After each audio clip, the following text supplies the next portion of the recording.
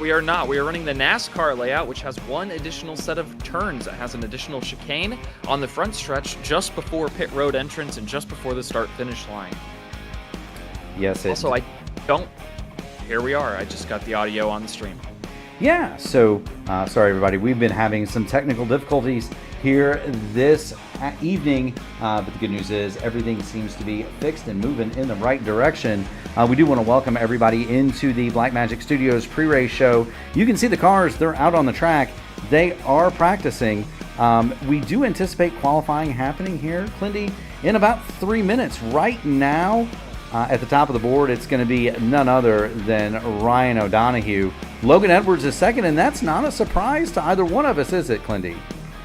Absolutely not. We've seen Logan Edwards really tear it up Monday night, open in the IndyCar. Most recently, even just a few weeks ago here at the Daytona road course, he came away with a podium, I believe. If not, he was contesting for the podium the entire evening. That dude really knows how to go left and right really quickly. Also, Greg Evans is the top of the leaderboard, but there's more than a second separating Evans from O'Donoghue, and Logan Edwards is smack dab in the middle. So look for those three to be the class of the field this evening. Yeah, and there's going to be a big disparity in speed and talent here. A lot of these guys, a lot of the drivers in this field, they don't really run road courses all that much. If you're looking at a dark horse tonight, it might be somebody like Justin Osterman or Colby Pierce.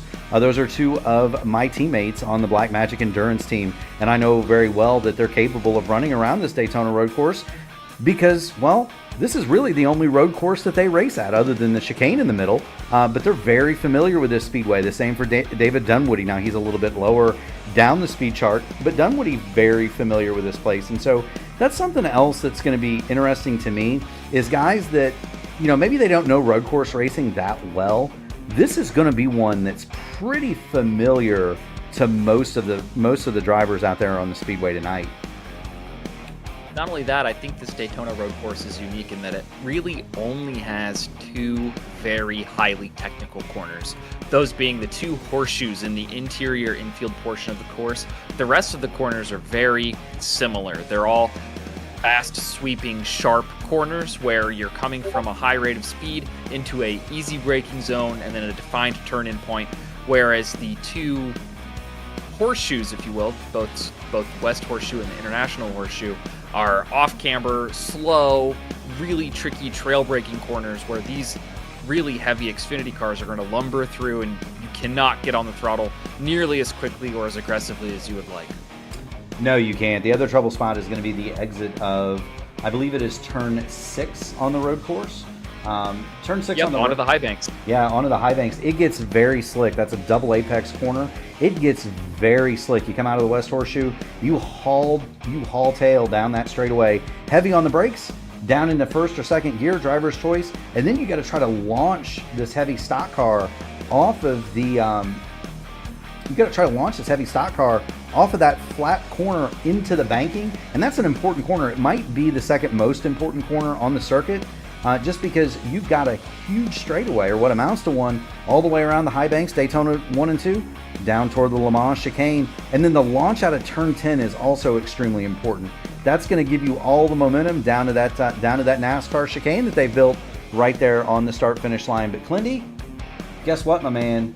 We've got qualifying action about to begin. I do want to thank everybody for your appreciation. I had to restart my machine just a couple of moments ago, and so everything is not quite all that loaded up.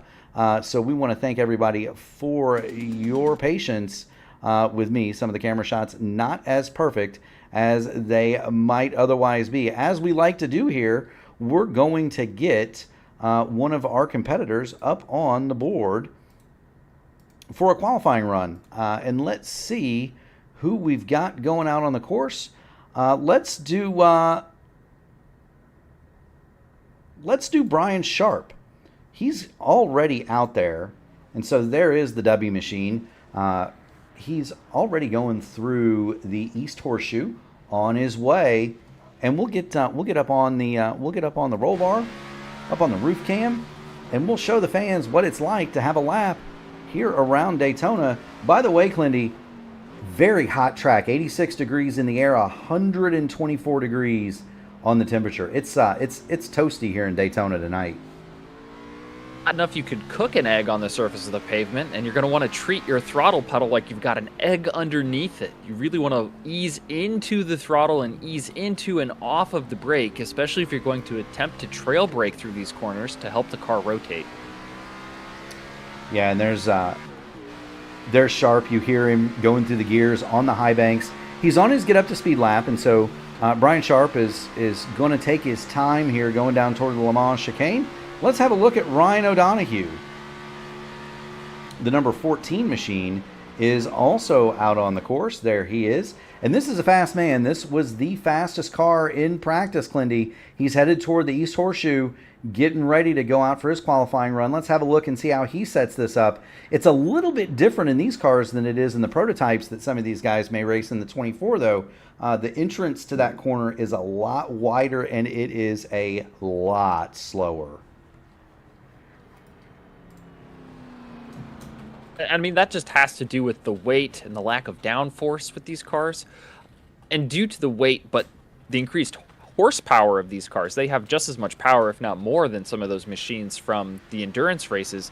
The top speeds going into turn one would be just as high, if not higher.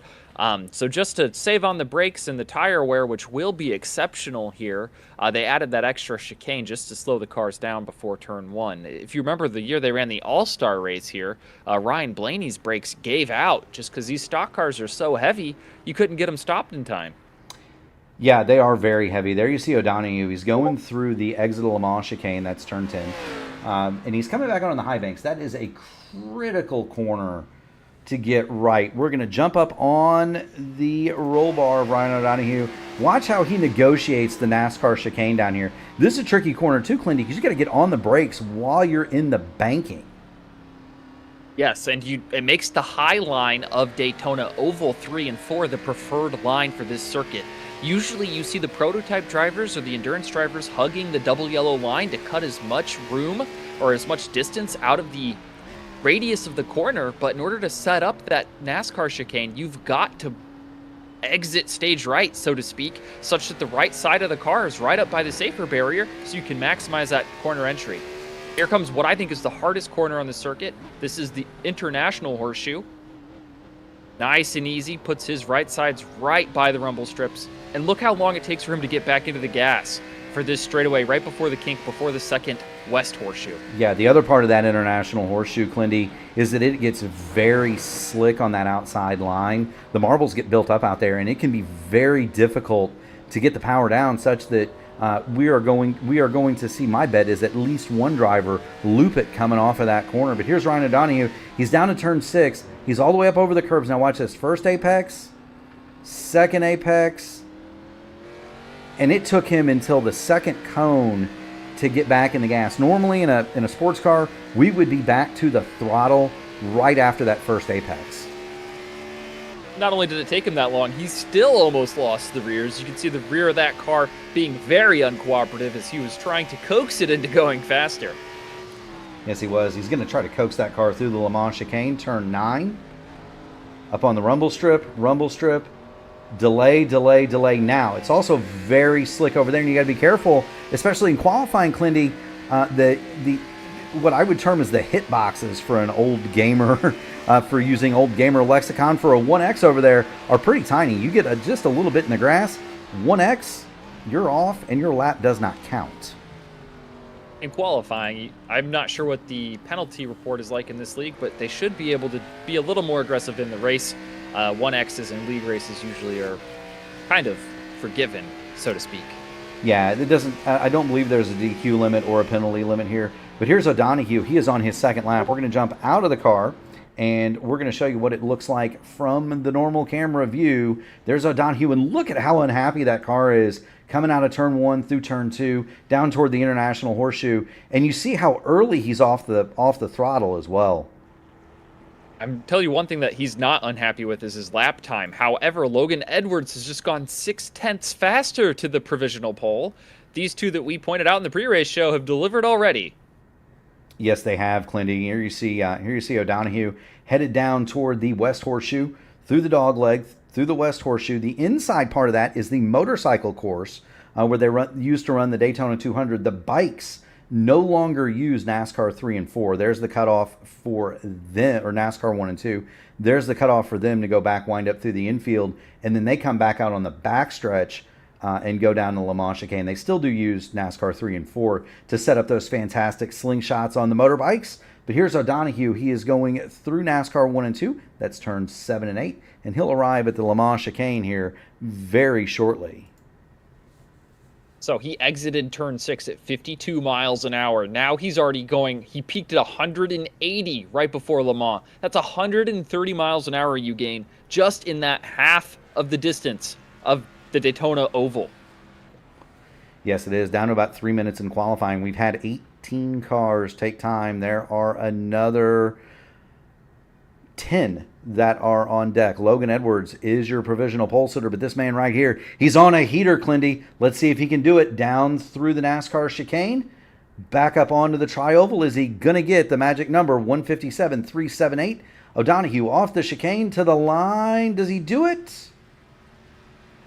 Time 157.9. He does improve, but it's not enough to get to Logan Edwards. Greg Evans slots into third. He's very closely followed by Michael Moquin. And that is all of the cars, I believe, that are going to take time. Michael Kirk attempted 3 laps. Clindy, he got a 1X on every lap. None of them counted. Same for Joseph Klein. Joseph Klein is still out there, so we'll check in on... As is Trevor Binns. As is Trevor Binns. So we'll keep an eye on Klein here. Joseph Klein is a very rapid man in his own right currently. Logan Edwards on the pole from Ryan O'Donoghue, Greg Evans, Michael Moquin, and Jason Heaney. Lee Campbell, Justin Osterman, Mr. Excitement is 7th. Sean Merriman 8th. Troy Carricker is 9th. And David Dunwoody rounds out your top 10 here at Daytona in a preliminary fashion. And yes, Logan, we've got Clindy in the AMA booth. He's not just an IndyCar ace, folks.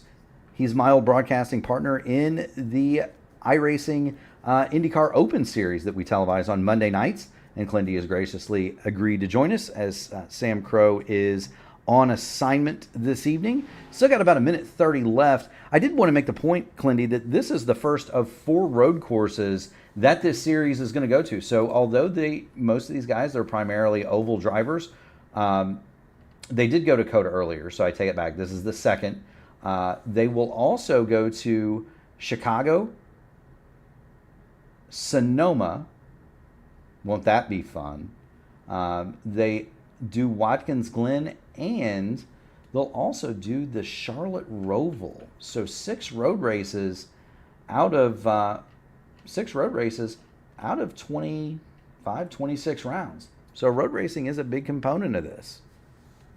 Yeah, it's not too dissimilar from the actual NASCAR schedule, and I've heard that we run stages here just like they do in real life. Do we also close the pits 2 laps prior to the stage end, Murph, or is that something we can't do? Yes, they do. So this race will be run in stages. The first stage is lap 12. The second, or is 12, is lap 12. The second stage, lap 24 of a scheduled 42, I'm told. I believe it's 44 laps. 44. My apologies. 44 laps. So 12 and 24, 44 laps scheduled.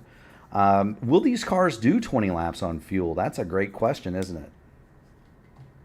Well, the Xfinity car has an 18-gallon fuel cell. It's been a minute since I've raced it. Actually, I'll just strap in here really quickly once qualifying finishes. I'll tell you exactly how much fuel we have. I can do some calculations. There you go. Yeah, 18.7 gallons. Look at me. While the mathematician still sharp with it. While the mathematician Kyle Clinworth gets going on figuring out fuel mileage, we're going to have a starting lineup here at Daytona. On the pole, it's going to be Logan Edwards starting second, Ryan O'Donoghue third, Greg Evans fourth. It's going to be Michael Moquin in fifth. We've got Jason Heaney, 6th, Joseph Klein, Lee Campbell, Justin Osterman, 7th and 8th, Sean Merriman, and Troy Carricker. They're going to make up the 5th row, 9th and 10th. David Dunwoody, he's going to go from 11th. Nolan Milnes, 12th. He'll fill out row 6. Edwin James, Colby Pierce. are going to go from 13th and 14th. Corey Crandall and John Hutchins, 15th and 16th. Mason Muller, Mark Owlett, they're 17th and 18th. Brian Sharp and Christian Light, they'll go from 19th and 20th. And there they are. In 21st, you've got Donald Green. He, I believe, is the final car to take time. The broadcaster will not line up for this one. Shane Tackett, Trevor Benz, Michael Kirk, Ted Craven, Dylan Godness, and Eric Corder round out a 27-car field, Plenty. That's pretty stout for a Thursday night on a road course in a primarily oval league contested by oval drivers, wouldn't you say?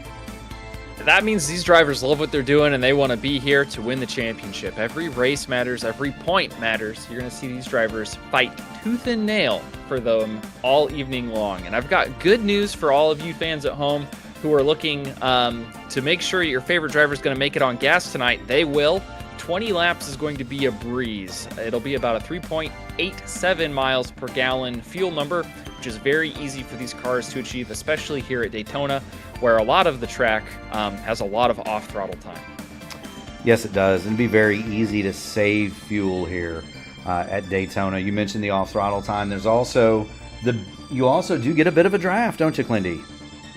You do. And in fact, I don't even think that the fuel number is particularly close. I think you can go almost 25 laps. So you're not going to see any fuel saving today. It's going to be all out, put to the floor, hammer down action tonight. Yes, it is. Get a shot from the P1 drone looking in at David Dunwoody, Nolan Milnes as they negotiate. This is going to be, Clindy, a short pace lap. So there's the safety car. The Mustang is going to pull off here, and we're going to get right to racing just as soon as they come off of that chicane that leads on to the tri-oval here at the Daytona NASCAR road course. There will be two triple spots immediately. Getting through the chicane without rustling the feathers of your competitors, minding your P's and Q's, because you're going to see a lot of accordion-style action as the drivers try to snake their way through that final S. And then turn one can be a disaster zone. You could see these drivers go as far as 5 wide into the entry of turn one. Hopefully they don't. We'll see how their manners prevail and whether or not they've remembered their road course etiquette very soon. Yeah, we're about to see it. Barney's got the green flag in his hand. The race is underway. All the cars filing under the flag stand. And immediately we head down into turn one. Logan Edwards in the lead. He's followed by Ryan O'Donohue and Greg Evans. Michael Moquin. Jason Heaney has gone past Joseph Klein. He'll move into fifth. What a gaggle from Colby Pierce all the way up to David Dunwoody. Everybody makes Colby puts his right sides in the grass. Yeah, and we're going to see that. Again, a lot of these guys not accomplished road racers, Clindy. It's we're going to see. Oh, stack up in the horseshoe. It's the 125, the 3, the 96, the 34, and the 54. They've all gotten into it. No terminal damage, it looks like. Just a little bit of rubbing, a little bit of spinning. Everybody's collected it and is now on their way. They are indeed. We're going to go ahead and get back here and show the fans at home what has befallen the drivers here. It appears as though there's a 3-wide stack up. The 72 at John Hutchins, the 35. They're going to get into it. Brian Sharp gets clouded by the 3 of Trevor Benz. That's going to block the Speedway. 39 into the back of the car in front. 54 into the back of the 35. So a big concertina effect. And for Brian Sharp, this man right here, it has been a trying time, and he has already collected. Watch out for that tree. George. He's already collected his first George of the Jungle Award, but meanwhile, we've got some action up front. Looks like Greg Evans just overshot the chicane. He's going to have to slow down. That's going to allow Michael Moquin to come past Evans. He pulls over to the left. Jason Heaney will also go by. Put Greg Evans back to 5th. 6th, Justin Osterman goes past. He's in 7th. A costly mistake from Greg Evans. Meanwhile, Logan Edwards leads it, and he has started to draw away from Ryan O'Donohue. 2.5 faster that last time through. Yeah, clean air and good pace will let Edwards dictate the race from here. Evans, however, has now got Merriman right on his rear bumper and needs to be cool. Well, Michael Mogwen's gone around. Those 5 spots he lost from the last chicane. He didn't go around. He saved it. What quick hands from that number 8 machine. Yes, he did. I thought he was going around. That's 1 spot back for Evans. Yeah, that is 1 spot back for Evans. Mogwen did a heck of a job saving the automobile. Evans did not quite get around him. So we're watching Greg Evans work over Michael Mogwen. This is a battle for 6. Meanwhile, Justin Osterman got through. Evans goes off again at the second horseshoe. That's the west horseshoe. And so put Sean Merriman up to 7th. Move Greg Evans back to 8th.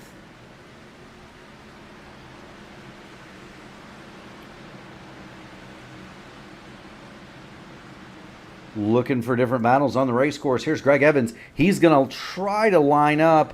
Sean Merriman here as we head down toward the Le Mans chicane. He's not going to be quite close enough to do it. Everybody else is just kind of single filed out here, Clindy. Corey Crandall had a look on John Hutchins back here for 14th, but he lifted early into Le Mans. Thought better of going too wide through there, which would definitely spell disaster. Yes, he did. We've got 2 different battles here in the top 10 coming into the chicane. Oh, no. Heaney on the inside, Klein on the outside, and you've got Mr. Excitement himself, Justin Osterman. He's looking to get past both of them. He thinks better of that run there as we watch it from the P1 airship. There is Justin Osterman. He is looking at Michael Klein, and he is looking hard. One of the things that you'll notice, Clindy, as we race through here at the Daytona NASCAR road course, Mr. Excitement, Justin Osterman, you see Greg Evans, he's going to go through on Michael Mogwen. Mr. Excitement, Justin Osterman, is just as exciting on a road course as he is on an oval. Yeah, and he is cooking with gas right now. He was 0.3 faster at least of all the cars in front of him, except for Logan Edwards. Look at him. He's wheeling and dealing, kicking that rear end out, making it stick.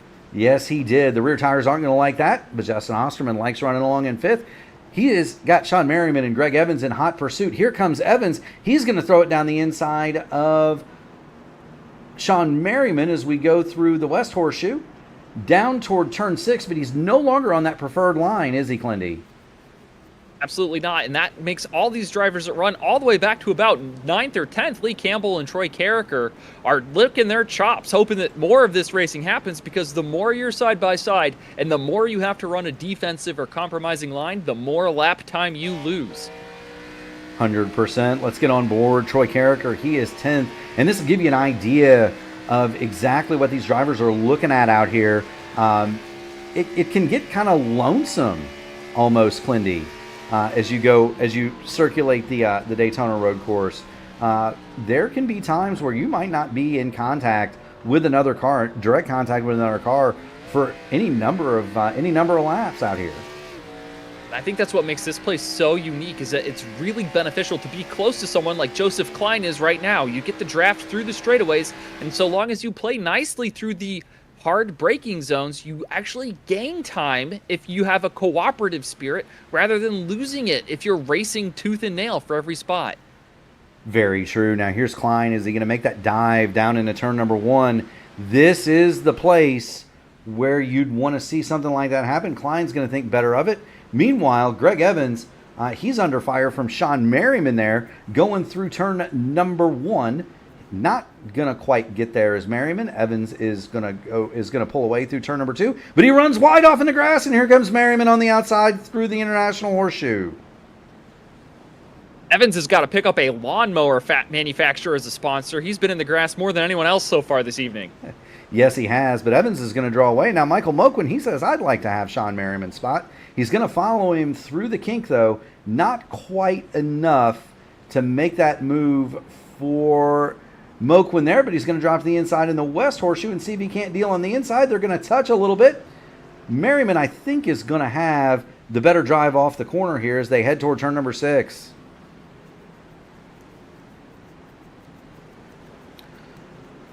Oh, Mogwen really sideways there. He put his left sides over those rumble strips, and it's still out of shape until he gets to the high banks.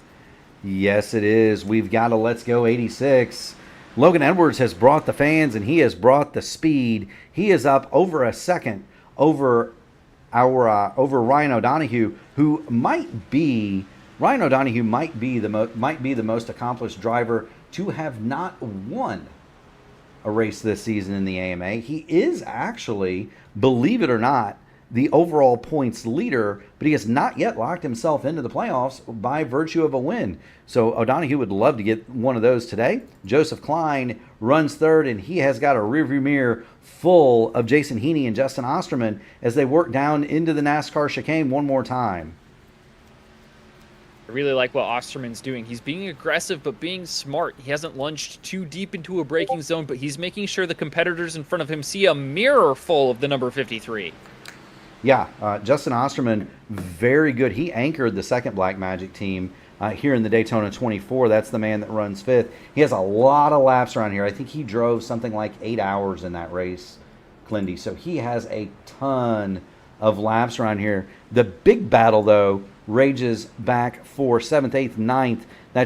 That's Sean Merriman, Lee Campbell, and Michael Moquin. Greg Evans has gotten past Moquin and driven away, but these three are waging a fight, and around goes Lee Campbell. Moquin drove it into the International Horseshoe and gave it the old chrome horn. He's a little bit of a driver on the inside. Moquin was hoping to keep it pinned to the inside right line and just couldn't quite get there, and maybe got a little eager with the throttle and said, I'm going to go forward and you're going to go backward. That was that. Yeah, what's the story? In fast, out back, in slow, out fast, in fast, out backwards? Oh. Well, Mokum kept going fast and was almost sideways out of the exit of the West Horseshoe, and now he's been passed by Troy Carricker. Yeah, so there's Troy Carricker. He's made it up into the 8th spot. He's gone by Michael Moquin. Meanwhile, Sean Merriman and Greg Evans have gone away, although Greg Evans has now caught Justin Osterman. This is going to be a battle for 5th. Osterman has it. Greg Evans, the outside pole sitter, definitely wants it. Evans' last few laps have not been quite as torrid as those in front of him. He could be saving these tires or looking to put the heat on later as we go through the run, seeing as how adventurous the first part of this race has been for that two machine. Woo! Osterman locks the brakes up. He's going to slide through the NASCAR chicane. Evans is going to go by. Sean Merriman is going to go by. He's going to have to take a slowdown. That is severely going to penalize Justin Osterman. Let's see if Sean Merriman can get him or if he's able to milk that penalty all the way down to turn 1. He's going to have to slow down, Clindy. There goes Merriman. So a costly mistake. Yeah. And you'll see Osterman here go wide to try to click more time off of that slowdown. Yes, he did. Looks like he's got it served now. Yeah, he did a much better job than Greg Evans did. Evans almost came to a complete stop when he did that. Justin Osterman did not. But Evans, he's going to put the heat on Jason Heaney now for 2nd. Or for 4th, rather. Excuse me.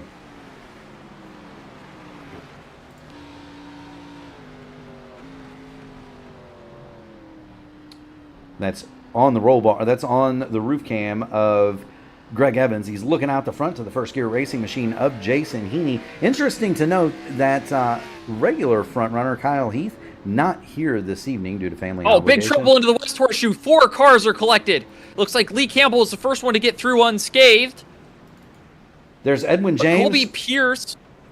Yeah, that's Pierce, Moquin, and Edwin James that are off. And let's see if we can figure out what's befallen these drivers. Michael Moquin got off course, came back up. He gets into Colby Pierce and then slides over into Edwin James. Lee Campbell, great job of evasive driving there. We're going to get up on his roll bar and see what he sees. You see the car out in the grass? That's Moquin. He's going to come up, clout Colby Pierce. Nowhere for Edwin James to go. And how about Lee Campbell threading the needle? Whew. You call that vision. You can't teach it. It's all instinct. It is indeed. Meanwhile, Osterman has caught back up to the Sean Merriman machine. Greg Evans has not been able to eat into the advantage held by Jason Heaney for 4th. But we do have a battle for Lee. There is an advantage. I said O'Donoghue's been reeling in Edwards as well. He was 0.2 faster that last lap, and is now within just about a second of our leader, 1.2 back. I'll keep an eye on that. Yes, he is. Watching John Hutchins as he's going to try to reel in Lee Campbell. This is 9th for Lee Campbell, 10th for John Hutchins. Hutchins going to swing it wide through turn number 1, going to try to get the launch. Campbell's going to keep it tight. You see the damage from where Michael Moquin assisted the 44 machine around earlier. Hutchins not quite able to make it, and that's an interested bystander in David Dunwoody. He runs along in 8th. Here's the advantage up front. Here's Ryan O'Donoghue. Here's what he's looking at for Logan Edwards, all the way sideways coming out of turn 6. But here's Ryan O'Donoghue. Last time through, Logan Edwards 159.298. Last time for Ryan O'Donoghue 159.050. They are the only two drivers in the minute 59 bracket, and they're running low 59s. They have extended an 11.5-second lead over third place Joseph Klein. That's a massive advantage, Clindy. Yeah, that's almost to the point where they could come in and get fuel if they wanted. I think going down pit road is not such a big penalty here, just because the cars on average are slower around this road course than they would be the Daytona Oval, for example. Yeah, and there it is. There's the advantage to the old narc brain, Logan Edwards. From the blimp, he's got a big one, anywhere from 1.5 to 1.7, depending on what iRacing scores it. Going to keep going back through the field. We talked about Troy Carricker, and there's Troy. He's running along in 8th. We've seen Lee Campbell and John Hutchins. Give a call down to David Dunwoody. That's another guy that has a lot of experience here in a prototype in January. And so he's having a nice, solid run. You see Donald Green all the way up on the top of the course, letting the leaders go through. He's just gone 1 lap down. Michael Kirk is in the pit lane, 3 laps down. Nolan Milnes has already called it quits. He made 1 lap. So Nolan Milnes. Yeah, he got the worst deal of that lap 1 stack up. Came out about 20 seconds behind everyone else and said, that's enough for me. There you go. But there's David Dunwoody. Corey Crandall in the 35. He runs along in the 12th spot, being chased by Mason Muller in 13th, the number 52 on the pylon. And we've got Donald Green off the course. Trouble again. And I believe Donald Green has blown up. Here's Green, and I don't know. There's nobody around him. There's some damage to the front of that number 6. He's going to go down into the corner and spins it out on his own just under brakes. Ooh, hard contact. The front of the car hits the attenuator there, and that's what cooked the engine. Yes, it does. So a tough break for Donald Green. He's going to be out of the race and credited with 26 momentarily once Michael Kirk completes another 4 laps. Michael Moquin has dropped to 12th. They're still in a battle, though. There's Colby Pierce. He's going through Mason Muller. And Edwin James is the next up on that hit parade. So Moquin, Pierce, and Edwin James trying to reclaim lost time. Mason Muller, as a note, he is number 10 on your screen. The car is number 10. For scoring purposes, he is the number 52. So want to make sure there's no confusion out there among our viewers. Great crowd here tonight for the Blackmagic Studios AMA Grand National Series. Want to thank everybody for tuning in. If you haven't done so, make sure you give the broadcast a like, ring the bell to subscribe to the channel, and be notified of all future high-quality P1 iRacing broadcasts. Keep going through the field. There's Corey Crandall. He is back to 16th. We talked about him and Edwin James. Dylan Godness is a name we haven't mentioned, and here's why, Clindy. Dylan Godness started 27th on the field. He's made up 9 spots. He's 18th. That's another guy very fast on the ovals. Maybe not a lot of road course experience, but he is slowly and steadily moving up through the field, not making any mistakes. Being chased by Christian Light in the number 96. That's the old Clendy strat. You whip them on the ovals and you just survive on the road courses. I did that all season long in the Warriors for Peace League Thursday nights over on the Elite Racing Network. What you want to do, Clindy, what you really want, Clindy, is to run road races against me. For those of you who then I won't finish, Murph. More on that in a minute. There's Trevor Benz. He's currently running along 19th, and Mark Owlett will round out the top 20. And there's Owlett. He's got Eric Corder behind him in 21st. Brian Sharp is a minute 16 behind, and this is important. Sharp was involved in a track blocking fracas earlier. Remember, we've got stage breaks. If he can keep it on the lead lap, Clindy, he might be in pretty good shape. The other thing here is caution laps at Daytona Road take forever. And so if you've got damage, you're going to have a big chance to get that fixed. But there's Brian Sharp. He's surviving, as is Shane Tackett. They are still on the lead lap. Ted Craven has just come off of the pit lane.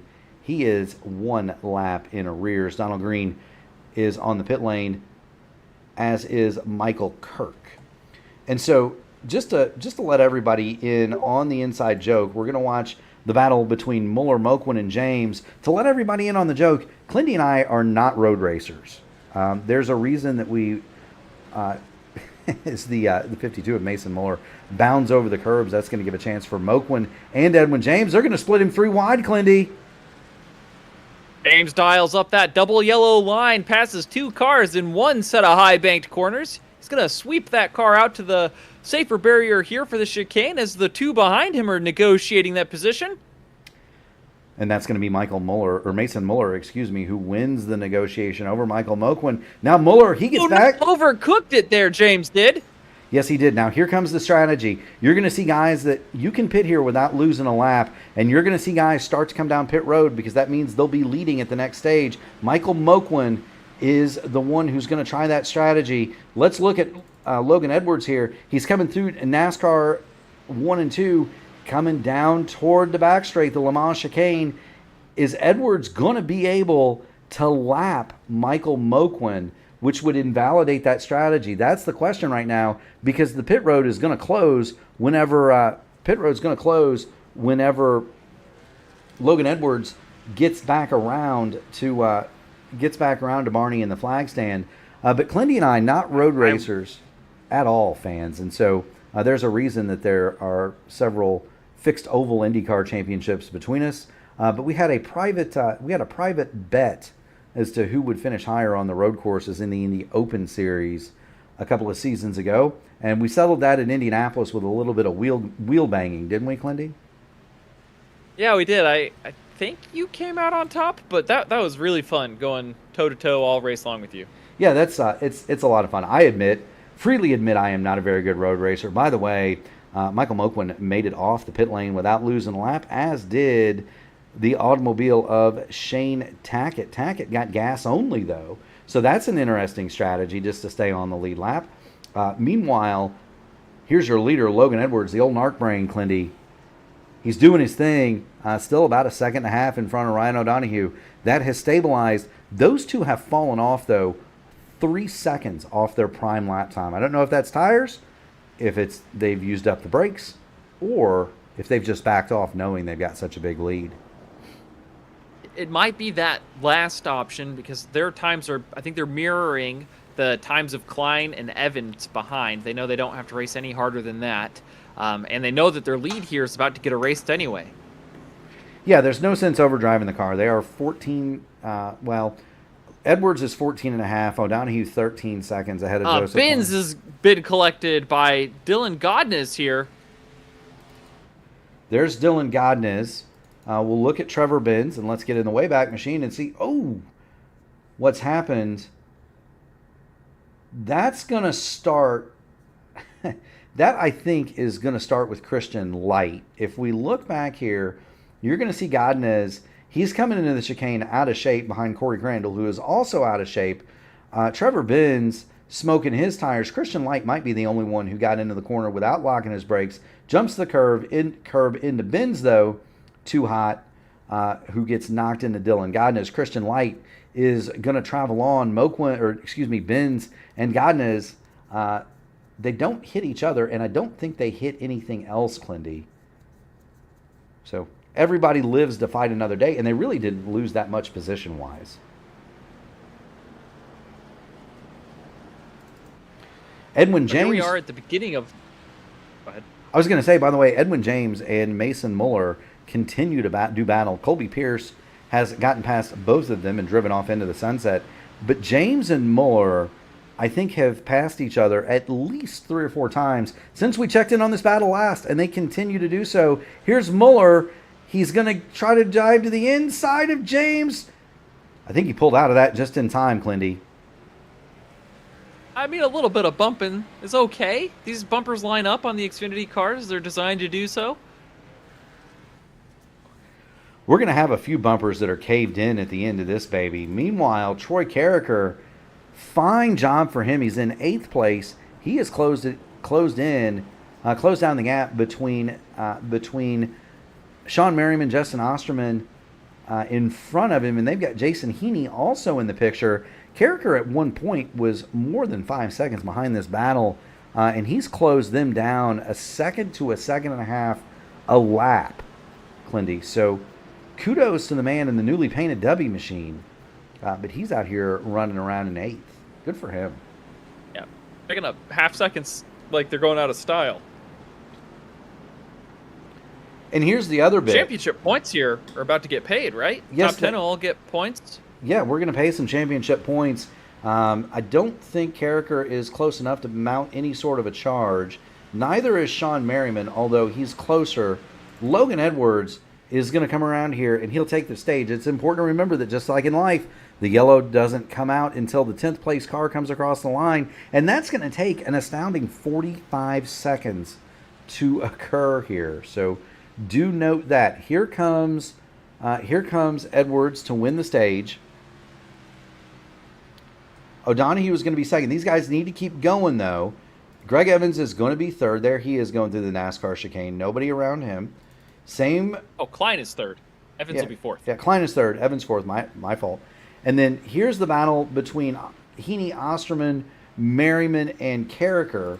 And this is important, right? If you're Justin Osterman, it might be worth the full send down into turn 1 to see if you might be able to unseat Jason Heaney from that 5th spot, because you've still got another 20 seconds until John Hutchins hits the line in 10th. He's coming through the last chicane now. Nice and tidy. 10th car will be across the stripe. Now. There. All right, man. Caution is out. And there is the caution. Your stage winner, and it's the old narc brain, Logan Edwards. He's fast here in an Indy car. He's pretty doggone quick in a stock car, too. Logan Edwards. He set the fastest lap in that stage, Clindy, by 0.6 of a second. Shout out to Kyle Heath checking in the stream. Not on the course this evening, but Kyle Heath in the chat. Thank you so much for coming in, Kyle. Kyle in the chat. Kyle in the booth. Team Kyle powers activate. But do we have any Clindy heads in the chat?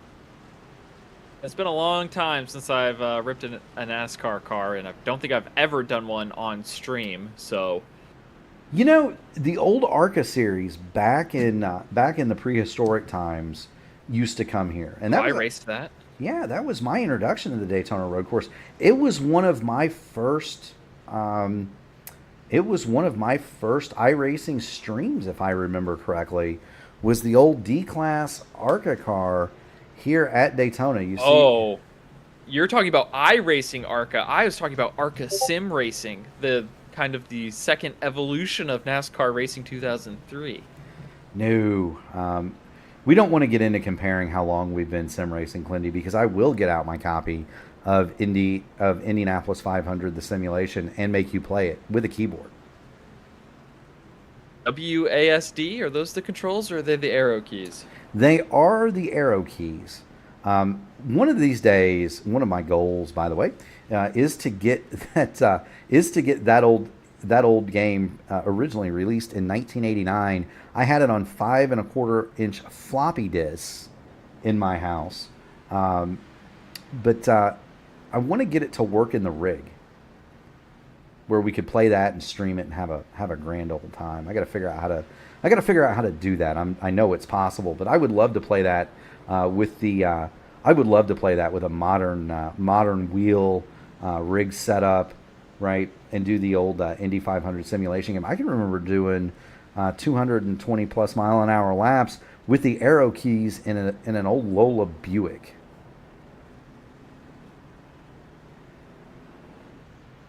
Too much history for me, Murph. I can't keep up. I don't know what any of those words mean. What's a Buick? What we need to do is get you one of the old Buick Grand National motors and put it in your Trans Am. Give that baby a little fire. Yeah, I would certainly rip if it was one of the twins. Yeah. So the lesson in there is that Buick, that motor that was in the Grand National, that was the architecture for the Buick IndyCar engine. And it was lightning quick around the speedway in the late 80s, early 90s. Never did last, though. Never could make it last 500 miles. I think the first guy to get one to make the distance, would have been Al Unser. And he was, I think he finished a distant third for Team Menard one year in one of those things. Watching the pace car, we are under caution here at the Daytona NASCAR road course. Logan Edwards is the winner of the first stage. Ryan O'Donoghue second. Joseph Klein third. Greg Evans fourth. Jason Heaney fifth. Osterman, Merriman, Carricker, Campbell, and Hutchins. They're going to round out the top. The top 10 here in the Blackmagic Studios AMA Grand National Series. I would anticipate wholesale pit stops here, Clindy, for everybody except Michael Moquin. I was surprised more of the leaders didn't come in and grab the tires with 2 to go and try to flip this thing on its head with a little bit of strategy. But, if you're Logan Edwards, you want that playoff point, you want those 10 championship points, and you've got the pace to get back through the field. I think you're actually pretty happy that not more competitors dove down pit road while it was green, and that everybody's going to kind of be on the same page here. Yeah, I was very, very surprised that only one car took that gambit.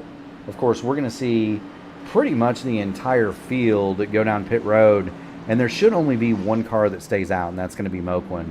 I believe we are also going to see a lot of cars here, Clindy, take repair. We did have one other car stay out. That is going to be Michael Kirk. Yeah, it is Michael Kirk. So he's going to get one of his laps back in the 54, and there you see him pass under the picture. Brian Sharp has also gotten a lap back, or has also been waived by the pace car, so he is back on the lead lap. Donald Green has the meatball. He needs to respect that. He's coming back on the pit lane. I believe he would also be the lucky dog, and so do keep an eye on Donald Green. He's going to be under significant repair. Still cars sitting there. Pinza Topping said, shout out Al Unser. He was a good kart racer in Denver. That whole family was really good at things in Colorado, Clindy. Drop a little bit. Did they tear up Pikes Peak? They were the kings of Pikes Peak. Not just Al Sr. Uncle Bobby went up Pikes Peak about quicker than anybody else in the 60s. Their father was very good at Pikes Peak. Al Jr. won the Pikes Peak Hill Climb. Just to kind of put a finer point on that, the Pikes Peak Hill Climb, and I don't know if you know this or not, Clindy, but the Pikes Peak Hill Climb was part of the USAC National Championship Trail. It was an actual scheduled IndyCar race for some of its existence in the 60s. I did some history on old tracks. I learned about the old woodboard tracks that they would put up that were temporary. Those sound really cool. I wonder if we could build more of those in the modern era. Yeah, I don't think that would be a good idea. The board tracks, for those of you out there who don't know what those were, as we watch the field circulate under the safety car, we are under the stage caution, lap 15 of 44. We're going to do that again at lap 24. So we'll have a 8-lap dash for the cash. Logan Edwards, or dash for some points, not for cash. Logan Edwards leads it. Ryan O'Donoghue second. Interesting to note, Michael Moquin did come back down pit road. Cars that spent significant time under repair, Colby Pierce, he took 40 seconds, Clindy, to get his car fixed. Interesting note, Lee Campbell did not get any of his damage taken care of. So how about that? Maybe he liked it. I know sometimes I've knocked a toe out of one of these things and it drives better after the fact. So it's totally possible he's got one of those tires cockeyed and he likes it that way. Yes, he does. Donald Green checking in. He says that fast repair the repair does not fix the money shift. Sounds like the number 6 is out of the race, and that's a shame. Donald might have been a little bit slower, but he was still doing a pretty good job. I think, Clindy, one of the two of us has Discord not being cooperative. Gotta be you, my man. I've got mine on mute. There we go. And it was mine. Somehow streamer mode had been kicked off, and so we'll go ahead and turn that off. It's been an interesting day. It is week 13 here in iRacing. And so for the people out there who are not familiar with iRacing, the seasons are 12 weeks long, 3 months. And then on the 13th week, they release updates and updates to cars, tracks, settings, and so forth. And so that's kind of an added challenge. And Kyle Heath alluded to it earlier, Clindy. He didn't want to spend his Thursday. Day off of work, working on his wheel, trying to get the settings right. And that's something that every driver in this field had faced. For many of us, there was a 4 gigabyte update that took place here, which is pretty massive. 41, excuse me. Mine was 41. Yeah, I mean, it's even bigger. The more content you own, the more gigs you have to download to get it all fixed. Mine was only 36, right? So it's tracks, cars, the whole lot. And the more you have, the more you got to update. It is, and to be fair, a lot of that stuff resets your settings. I know I had the devil of a time trying to get my stuff logged in, even to be able to do the broadcast. I'm not even racing, and I had settings issues, Clindy. And so these drivers are facing that. Force feedback gets reset. Stuff doesn't work exactly like it did before Monday at 8 o'clock Eastern. And so don't discount that. There are some of these drivers out here that may be driving a car that doesn't feel exactly like it did before, simply because they've got a setting off somewhere and they didn't notice it or didn't have time to fix it. I've been having a terrible time replicating my frame rate from before the update. I keep getting the high CPU usage button or like pop-up, which is new, and that seems to even make my machine even slower. So I've often struggled getting above 40 frames at most tracks. Well, if you weren't on an old Gateway 2000 486, Clindy, you wouldn't have that problem. Fun fact, my first sim wheel was a Sidewinder for my family's Gateway 2000. Oh no. I don't go back that far with wheels. I think my first one was one of the PlayStation 2 Gran Turismo wheels. And I still you didn't have the Dale Jr. wheel? I did not, although that thing is still in a box somewhere upstairs. And then I had a G920, G923 when I got an iRacing several years ago, and that has moseyed on in favor of a Fanatec podium setup. But yeah, good times. It'd be interesting to hear from some of the people. I bet Rigney's got, Mike Rigney's in the chat. I bet he's got some stories about sim racing equipment that he could tell. Of course, speaking of sim racing equipment, we've got Sim Lab, on the side of Greg Evans. And they are the sponsors. They sponsor Mike Rigney's league. You can see that Monday night here on the P1 Broadcasting Network. Currently, it's IndyCars. You guys just did Road America, didn't you? We did. I was fortunate enough to borrow Shane Coker's rig, who's in the chat, and put together a fine performance where I saved some fuel and came home at just outside the top 10, which was my goal. I wanted to finish 10th, but 12th is what I settled for. But we're getting ready to restart here, Murph. Start stage 2. We are indeed. Anytime I'm on a road course, if I can bring it home with most of the bodywork intact and all 4 wheels still in contact with the ground, it's been a good day, Clindy. Here they come. They're going to come underneath Barney in the flag stand. We're going to see the beginning of stage 2 in the AMA Blackmagic Studios Grand National Series. Start now. Down into turn 1. Yeah, everybody makes it safely through the braking zone. We've got smoke in the back. I don't see. There's one car around. That's Corey Crandall. Yeah, Mayer took the blame there. He said that it was his fault. But you say his last name Moeller? I've been saying it Muller. I'm probably wrong. We're going to I'm pretty sure it's French. I'm pretty sure it's Mayer, which is best in French. Indeed. I did not take French in school, Clinty. Look at that shot right next to the curb. That's something that many people wouldn't recognize. Those curbs are almost like serrated when you go over them. And they now have three-dimensional texture as of the previous season update. So not this one, but 12 weeks ago when we started the year, all these curbs actually got modeled texture when most of them were just flat with images on top of them. Yeah, and so that's going to be a big thing. Colby Pierce, big wiggle. Michael Mogwin goes around getting on the banking. We saw that live. He's going to spin down to the inside. He'll just simply go to the back of the field, but Michael Mogwin loops it.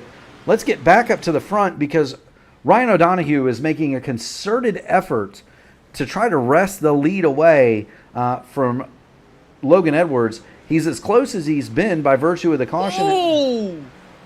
He missed the exit of the chicane. He's going to get freight trained here through Daytona 3 and 4 of the Oval. Yes, he is. Just Greg Evans gets by. Yes, there he is. Mike Rigney has responded. He says his first sim wheel was a flight stick, which I can dig that, Mike, because I've played racing games with a flight stick before. It used to be there weren't wheels in the market even back then. So, and you know what simulation there was flight simulators, and so for a computer, if you wanted a gaming controller, a flight stick was about it. A 3 wide there into turn 1. The 18 car of Sean Merriman tried the outside, and he probably paid the price for it, but yeah, he wanted to get by Klein and O'Donoghue in one set of bends. Yeah, he gave it a shot, and he lost a ton of track position. Klein, O'Donoghue, Osterman all went through. Meanwhile, Sean Merriman is about to come under fire from Jason Heaney and Lee Campbell. Do want to point out that we still have a lot of positions changing hands in the back of this field.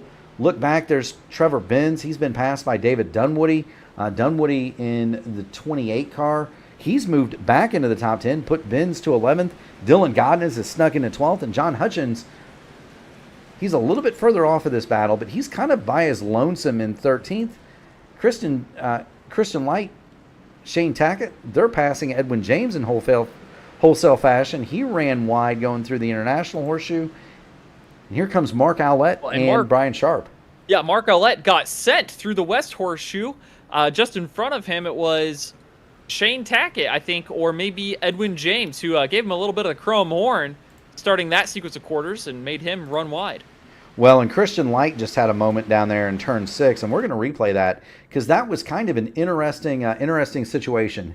There's Edwin James getting rousted out into the grass, or rooted out into the grass, you might say, by Christian Light. So he does the hard work. He clears the path, plows the road, so to speak, and watch what he does when he gets down into turn 6. He outbrakes himself, and that car does not want to turn. He gets very wide.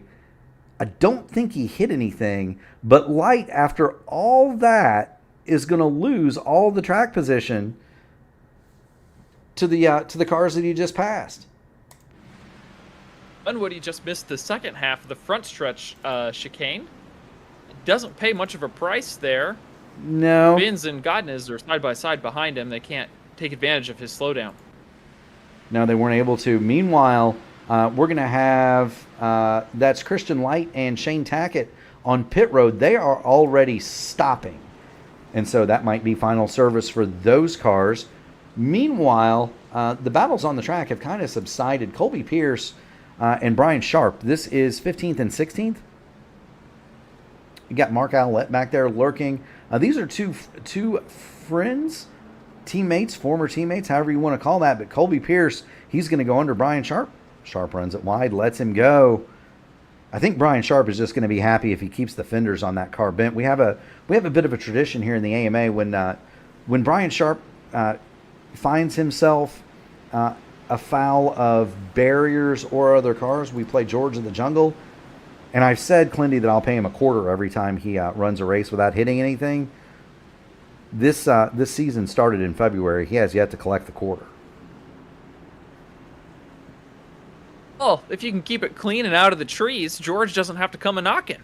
That's very true, but there he is. That's Brian Sharp. Eric Corder, he's had an interesting day in that 77. He was up racing with Corey Crandall just in front of him. We'll get on the roof and show you. Those two cars were together. Corder had a minute going through turn 6, and so he has lost almost 2 seconds to Corey Crandall. We're going to have a fight for second here. Joseph Klein has reeled in Greg Evans down the front stretch. They're going to be side by side as they go across the line. Advantage to the 7 car of Joseph Klein as they dive towards turn 1. You do, although there's some grip out there, and you got to be careful if you're on the bottom, if you're Joseph Klein, that you don't overcook it, because Greg Evans is going to get a launch out of here. He's going to come through the chicane of the chicane at turn 2. You're going to get down the International Horseshoe, and there's Evans. He's going to fade him up high. He's going to hope that Klein outbreaks himself, which he kind of does. And now Evans is going to have a huge run if he can take advantage of it through the kink and down toward the West Horseshoe and hopefully pay that move back. Rear of the car unsettled behind Evans as he throws it into the West Horseshoe. Starts out arcs high, brings the right sides to the curb on exit. He's got a nose here for turn 6. But he can't quite get to the preferred line. Now here he is. He's going to try the same thing. See if he can't get Klein to get out of shape. And Klein does. He got back to the gas too soon. Rear end steps out. Greg Evans is going to get to the bottom, headed for the Le Mans chicane. Ryan O'Donoghue is probably the most interested spectator in Daytona. Greg Evans is going to get by Joseph Klein and go back to second. But this isn't over, Clindy. No, Klein could choose to step either direction here. He bumps Evans instead. They're going to work together. Then Klein goes to the outside. He's going to have a preferred line here to the Le Mans chicane, not cutting the entry shallow. He's going to try to beat Evans here on exit, but Evans keeps the power down straight. He's going to pull away through the oval high banks. Yes, he is. We were watching that from the roof of Ryan O'Donoghue. We'll get back to the fight between Greg Evans and Joseph Klein. You know who loves this? Logan Edwards. Logan he pulled away Edwards. by probably a second and a half this lap. Yes, he does. And that battle for second has not slowed. Ryan O'Donoghue is right there in fourth. One misstep, one mistake by either Evans or Klein. There's going to be another contender there for that second spot. O'Donoghue now, he's looking at Joseph Klein. Klein didn't get a very good launch out of the chicane. O'Donoghue is there. Klein sent it way too hard into turn 1. You see that car power sliding through turn 1. A quick update for Mason Mueller fans. He has come to rest outside of turn 6. The front of his car was all busted up, so that might be day done for the 52 machine. Yeah, there's smoke pouring out of the back of that car. And let's have a look and see exactly what befell Mason Mueller. There he is. He's coming out of turn 6. And just like I kind of pointed out at the top of the show, Clindy, he came off of that corner, lit the rear tires up, and it turned instead of left. It turned straight, it hooked straight right and went directly into the fence. And that car is sick. We're gonna get on board with him just to kind of show our fans what that looks like. This is what iRacing looks like when the motor is broke. It makes a sickening sound. Yes, it does. He's trying to limp that car back to pit lane. He's got the meatball. He's going to do it, I think. But even if he gets it back to pit lane, I don't know that baby's getting fixed, Clindy. I don't think so. I think he's just getting this lap for credit, getting to halfway, saying, look, Mom, I did it. I made it halfway through this road course. And see, now that car looks like you and I would have been racing it. I don't think mine would have made it this long. We're going to get back to this battle for second. That's Evans leading it. Klein third. Ryan O'Donoghue is fourth. You'll get a glimpse of the leader, Logan Edwards, just every so often, and you're also going to get a glimpse of Justin Osterman sneaking into the picture. He is in 5th place. The pits are closed now for the end of stage 2, which is rapidly approaching.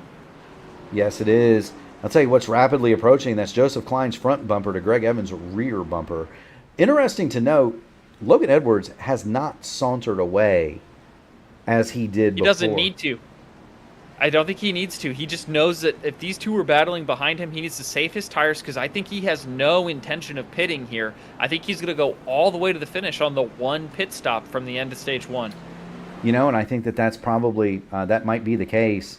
It'd be interesting to see who pits and who doesn't. I'd also like to kind of point out to the fans as we watch the shot from the P1 drone. Do want to thank Whiplash SimCams for these amazing pictures, by the way. But kind of point out, Clindy, you can tell Evans and Klein the differing philosophies by looking at their tires. Fans, if it gets the shot to the side, watch the brake rotors on Evans and Klein. The heat distribution is much different. Greg Evans' front rotors going in the International Horseshoe were positively aglow. They were not for Joseph Klein. So the difference there is that Evans is using the car's brakes aggressively into the corner, trying to get the nose settled and the car rotated with the brake, whereas Klein is doing all the work with the throttle and the steering wheel. You lift early, you roll into the corner, and you scrub with your tires by turning in harder. Yes, you do. Trying to keep a good shot on everybody, and it gets difficult here with. It's because it's huge. This racetrack is massive. Whoa, Klein overcooked Joseph it. Klein. He overcooked it. He's going to take the slowdown. It's not going to hurt him, I don't think, in terms of position. There he is, and he's got some distance between himself and Justin Osterman. He's got about 5 seconds there, so he's going to be okay. But there you see what I was talking about. Greg Evans' rotors are cherry hot. Joseph Klein's, they glow a little bit, but not all that much. Do want to thank everybody watching the P1 Broadcasting's coverage of the Blackmagic Studios AMA Grand National Series live from the Daytona NASCAR road course. Mark Murphy and newly crowned Indy Oval Fixed champion Kyle Klindworth. We're bringing you the action from the booth. He and I, not the greatest of road racers, but that's okay. We can press the buttons and talk about it, right, Clindy? Yes, please. I mean, anybody who wants to talk about my championship and my greatness can be lauded. I'm not going to do it that much, but I'm glad that you do it for me. Well, that's all right, Clindy. You deserve it. You most certainly deserve the accolades and the honors. Looking at Greg Evans, he is trying to catch Logan Edwards. He's chopped that gap down to under a second, and this is really the first time that anybody's been close to Logan. And I don't think it's because that Evans is necessarily a whole lot faster. I think Logan Edwards is just running to a pace, trying to keep everything underneath him, and Greg Evans is going full bore. Thank you so much, Shelby, for checking in.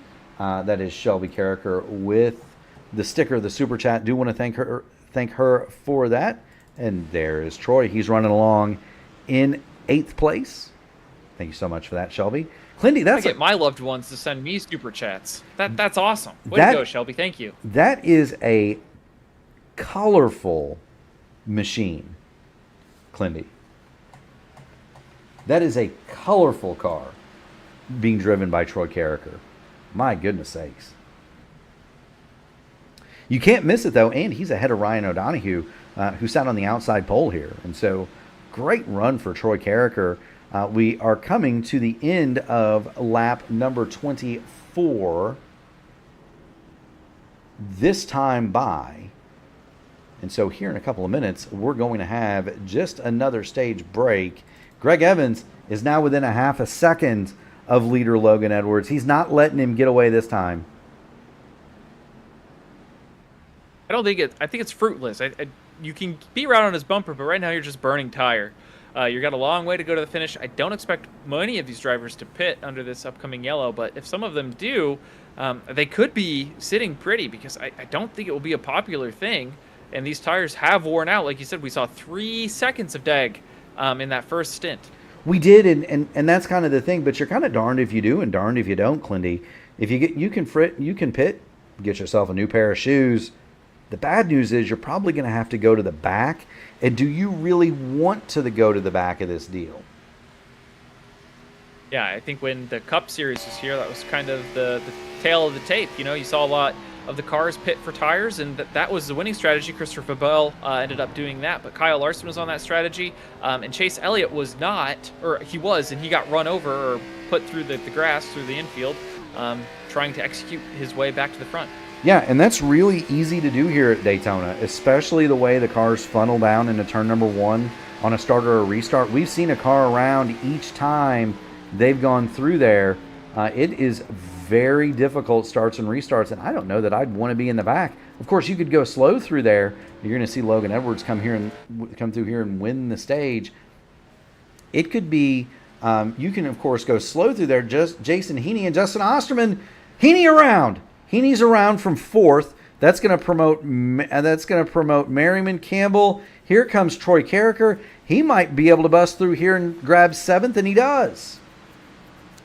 Man, and Heaney's hands were busy trying to save that race car. He's going to cross the line here. 8th place, still worth 3 points. We're going to take a look. Championship fight. We're going to take a look at this from the roof cam of Justin Osterman, and we're going to let the fans at home be the judge. There's Mr. Excitement, Justin Osterman on the outside, or on the inside, as it were, of Jason Heaney. And I don't believe the brakes on that 53 were allowing the tires to rotate there, Clindy. Yeah, the tire or the wheel itself only wants to do so much. It can't brake and turn at 100% capacity for both. It can do like 50% of both. And if you're going too fast or trying to accelerate at the same time, your tire is just going to give up.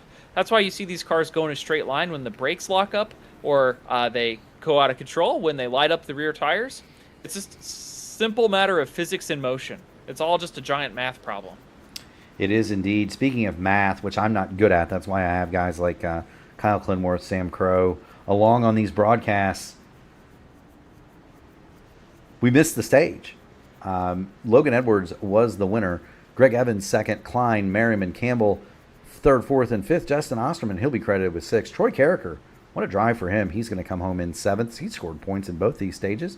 Jason Heaney, 8th. Ryan O'Donohue slipped to 9th. And Dylan Godnez, he's driven it from shotgun on the field, Clindy, to 10th in the 2nd stage. So keep your eye on Dylan Godnez. We're looking at the pace car because we are under our 2nd caution of the day. This is the stage break. We're going to take a quick break and be right back after these commercial messages.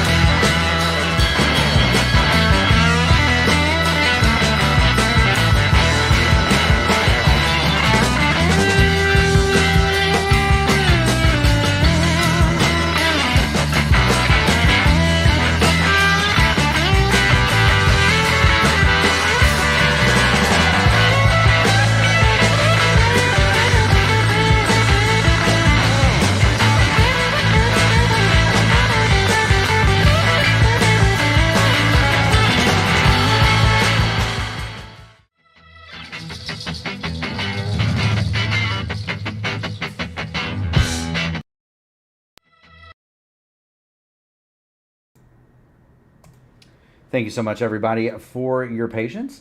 Mark Murphy, Kyle Clinworth in the booth here for the Blackmagic Studios AMA Grand National Series, right now being led by the safety car. That is That is a BMW, is it not, Clindy, this time? Yeah, it's one of those cars from Europe, whatever those are. We got good old American muscle here. Yeah, we do. That's Logan Edwards. He's in the Mustang. Messing with the pace car, I always enjoy doing that because it interferes with Gary's immersion when he calls a race, and I do that. So I like to mess with the P1 founder. You do have Greg Evans second, Joseph Klein in third, and we should be getting ready to go back to green here momentarily. Oh, they're not too wide yet. So we've got another lap to pace, and we're going to see if anybody wants to dive down pit road this time because no one did last time by. Again, it's that whole gamble. Do you want to be able to go 3 seconds faster, potentially? Or do you want to have to play defense and be at the front of the pack and hold off everyone behind? And it looks like it's unanimous. Everyone's going to be pitting here for a new pair of shoes. Yeah, that kind of surprises me, Clindy. Not a single car remained on the speedway. The pace car is the most lonesome machine on the Daytona International Speedway. Everybody coming in for fresh rubber. They may need a splash of gas. We think maybe. You never know in these races either. Green white checkers are available in the AMA. And oh yeah, we have overtime in NASCAR. I forget. Yes, races can sometimes be something like 12 miles longer than you think it's going to be. I am not a fan of that, by the way. I think they should run the event to the distance, to the scheduled distance listed on the entry blank, but that's just me. But maybe they came down. We think that they might be able to make it the entire event, or they could have made it the entire event from whence they last stopped. But they might, they might say, hey, I'd like to take an extra 3 or 4, I'd like to take an extra 2 or 3 gallons just to ensure that if there's a green-white checker, I can make it. The other thing is, with it being a fixed setup, Clindy, that's really the only way that you can change the handling characteristics of the car is new tires, old tires, fuel load, things of that nature. Oh, and damage, like we talked about earlier. You can knock your toe out and maybe be slower, but hey, the car might feel a little better. It's very true. Sometimes you damage them and it'd make you a little bit faster. We're looking at the pace car right now. We are under caution. Logan Edwards leads it from Greg Evans, Sean Merriman, Lee Campbell, and Joseph Klein. Justin Osterman, Jason Heaney, Ryan O'Donohue made up a spot on pit road. He is now 8th. Troy Carricker 9th. Dylan Godinez is 10th. Do want to thank all of the sponsors here in the American Motorsports Association, Archway Industrial Coatings, Admin Box, Black Magic Studios, Track Racer, and Rogue Energy. All for their partnership with the AMA. Something else that I'd like to point out: we're getting close to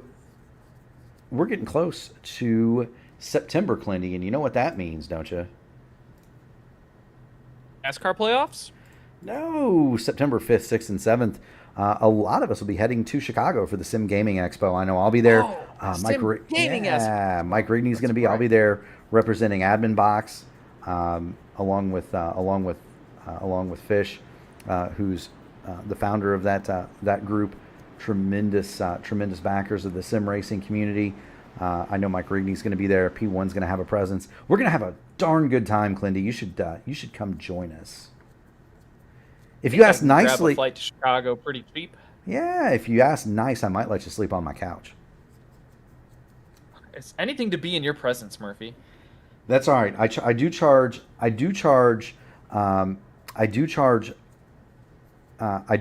for couch accommodations in alcoholic beverage. Joseph Klein said he almost missed pit road. He needs to lock in. Lee Campbell's gotten past. Lee Campbell and Sean Merriman have gotten past him. Klein now 5th. We're getting ready to go back to green though, Clindy. Yep, we're going to line up side by side here. Take the final pace lap before we begin the final stage of the race. And we'll see who comes away with the checkered flag here in about 17 laps time. Yes, we will. There they are. They're getting lined up 2 by 2 as they come across the line, Clindy. And this is always fun, trying to pace around a road course 2 by 2. It's not as easy as it looks. You can very easily, especially in this turns one, turn 1 and 2 area, this little chicane up here, the bus stop. Those can be trouble spots under caution. Well, under caution, the car has a totally different load in it.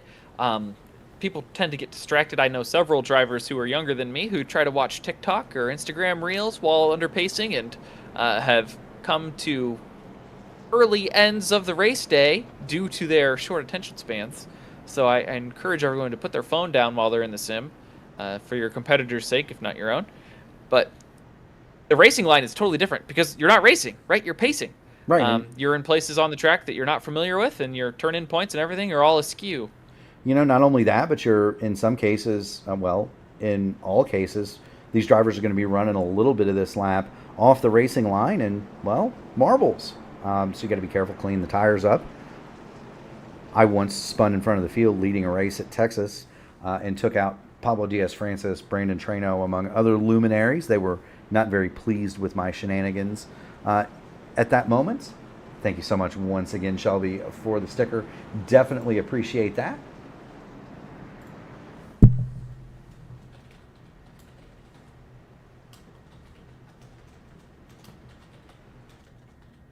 A fair approximation of my mom's puppy, so I'm really going to have to show her these super chats. She's going to get a kick out of those. You know she will. Your mom is your mom, Shelby Carricker, Mike Rigney might be our 3 most loyal viewers. We'll have to check the analytics on that. See who's watched the most P1. I wouldn't be surprised if it's me, actually. I go back and watch every broadcast after they're posted. Every single one of them. Indeed. And so how many of those times have you watched a broadcast of you and iRacing and got done watching and said, Murphy, that rascal? Probably just the Auto Club race that Ryan Campbell won. I felt like that one was the only one I was actually a little bit upset with. Yeah, that was an interesting deal. And we were not at fault and at fault at the same time. It was a very interesting dichotomy. I thought you and I had that race won. Yeah, we were probably 2 of the fastest cars, and then our teammates duked it out for the win. And I think we both had a little bit of imposter syndrome, like, oh, that could have been me, that should have been me, not him. Indeed, it always should have been me and not that guy, right? Logan Edwards is fixing Always. to lead him back to the green behind the BMW pace car. This could not be me, by the way. Logan Edwards has some sort of skill I cannot manifest in these stock cars. I don't have it either. But they're getting ready to follow this BMW pace car through the chicane. We're going to get back to green flag action here, Clindy, and I think this is going to get rather interesting. I don't know that Greg Evans has shown how much pace he has. Keeping his cards close to his chest as Logan Edwards keeps the green flag close to his windshield as he takes them down to turn 1. Here to start the final stage at the Daytona Road Course. Here we go. Everybody's going to get down into turn 1. This is going to be the trouble spot. And I think I see where the trouble's brewing. Sends it. Joseph Klein does send it. He's going to get into 3rd. There is a gaggle of machinery behind him. Everybody makes it through turns 1 and 2 safely. Oh, the 08 goes around right in front of Carricker, who gets to the bottom. Only a 1-car incident. Yeah, somehow Dylan Godness, he spun out toward the grass. We're going to keep it with the field because this isn't over. We're going to keep it with the field. Dylan Godness spun it off to the outside. Troy Carricker stuck to the bottom, and Carricker has a whole bunch of trouble coming in the form of Trevor Benz. Side by side out of the west loop, Heaney and Osterman and O'Donohue all fighting for the last spot of the top 5. Yes, they are. And here's Trevor Benz. He's trying to sig it to the outside in turn 6. That is not going to work. Benz goes extremely wide. Troy Carricker, he's going to hold on to the 9th spot, promote Edwin James up to 10th, move Trevor Benz back to 11th. He overcooked that one pretty big. Meanwhile, Justin Osterman and Sean Merriman, they're not done. Ryan O'Donohue, he snuck through that battle as well. Here comes Merriman. He's going to fire it up the inside into the Le Mans chicane. Osterman way loose on the brakes. He's going to slip and slide right back into the clutches of Lee Campbell. Greg Evans just took flight out of Le Mans. He ate the sausage curb on exit and ramped 2 wheels in the air, at least 5 feet of clearance. I'm gonna get back and show that, Clindy, because that is an awesome scene when you see somebody do this. It takes an extreme amount of skill. It cuts down on tire wear. It can be hard on the chassis though. Watch this. Boom. Ow. Oh. And he did it twice. He did it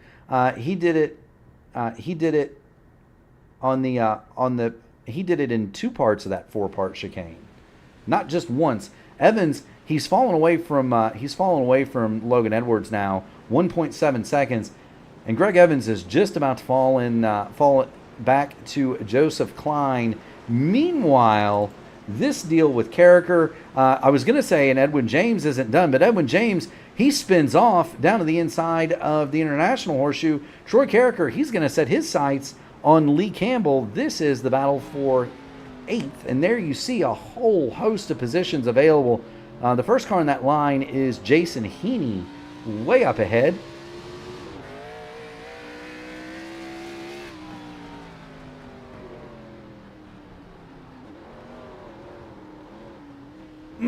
Troy Carricker he's looking for purchase in that 94 going through turn 6.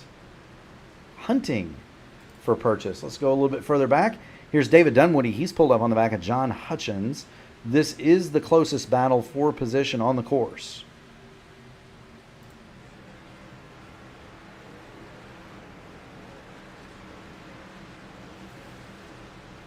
And it's kind of one big long battle. It starts with Heaney in 4th, and every car behind him's all about, 0.7 of a second, 0.5 of a second, or a second. Just bang, bang, bang, bang, bang, all in a row till you get to the back of the top 10. Yeah, there they are. You see those 4 cars. That's O'Donohue, Merriman, Osterman, Lee Campbell, and Troy Carricker just barely in that picture. P4 through P9, all more or less right together on the course, but it's hard to get them all in one camera shot. There you see them. The front 3 you can catch a glimpse of up there too. They're more or less single file, and they're very well separated. Logan Edwards has gotten to his 2.5 lead, and he's decided that's about all he needs. Do want to thank everybody who's tuned in. Clindy, we have a big crowd on hand one more time here for the AMA. We just hit 41 concurrent viewers on the stream, and do want to thank everybody out there who's watching. If you haven't already done it, make sure you hit the like button on the video, ring the bell to subscribe to the channel so that you can be notified of all future P1 broadcasting iRacing events. We just got done with the P1 600. Clindy, you were in that race. We're pleased to announce that we're going to do that guy again next season. You ready for that one? Yeah, and I'm ready not to throw it away at halfway trying to win $25 when I could have tried to win the race. It's as Jacob Oster said, $25 is $25. I'll attribute that quote to Jacob. But hey, $25 is $25, right, Clindy?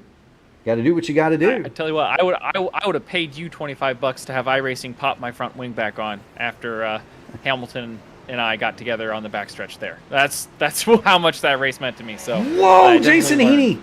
Heaney did the same thing that Greg Evans did at the exit of the Le Mans chicane. That's going to let O'Donohue and Merriman get through. You can pop the car up like that, Clindy, but it's sometimes faster, like Greg Evans did it. Sometimes it is much slower. Justin Osterman, he's got that car way out of shape, almost runs into the back of Heaney. You're going to have to be careful. Mr. Excitement, he's looking for a spot on Jason Heaney. Filling up his mirror, looking to the outside here in turn 1. Going to dial up the safer barrier, then pull down as close as he can to the white line and pull that momentum off on exit. Looks like he carried a little bit too much speed through the middle of the corner. Can't quite mount that charge into the International Horseshoe. No, he can't, but Osterman, he's going to try to line him up one more time. Gets down on the curbs, comes back out. You do not want to get much wider than Osterman did. If you get too far out there, there is just no grip on that little runoff area. So you got to be very careful, Clindy. They head down to the West Horseshoe. I gotta have a feeling that Osterman's going to try to fire it in there. If not at Le Mans, then at the NASCAR chicane if he's close enough.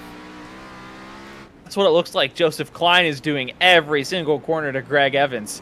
Just does whatever he can to throw the car in on a different line than Greg. I can't believe Joseph has kept that car underneath him. You know, but he's so far he has Joseph Klein working on Greg Evans. We're watching it from the P1 drone. Do want to thank Whiplash SimCams for the amazing pictures provided here at the Daytona Road Course. There's Klein. He's going to close right back up on Evans coming out of Le Mans chicane. It's worth noting Logan Edwards has added another second to his lead while these two do battle. It's also worth noting that Ted Craven has got the black flag, and so he is on pit lane now for 2 minutes and counting. So Ted Craven. Just one lap here. Yeah, Ted Craven in the teddy bear though.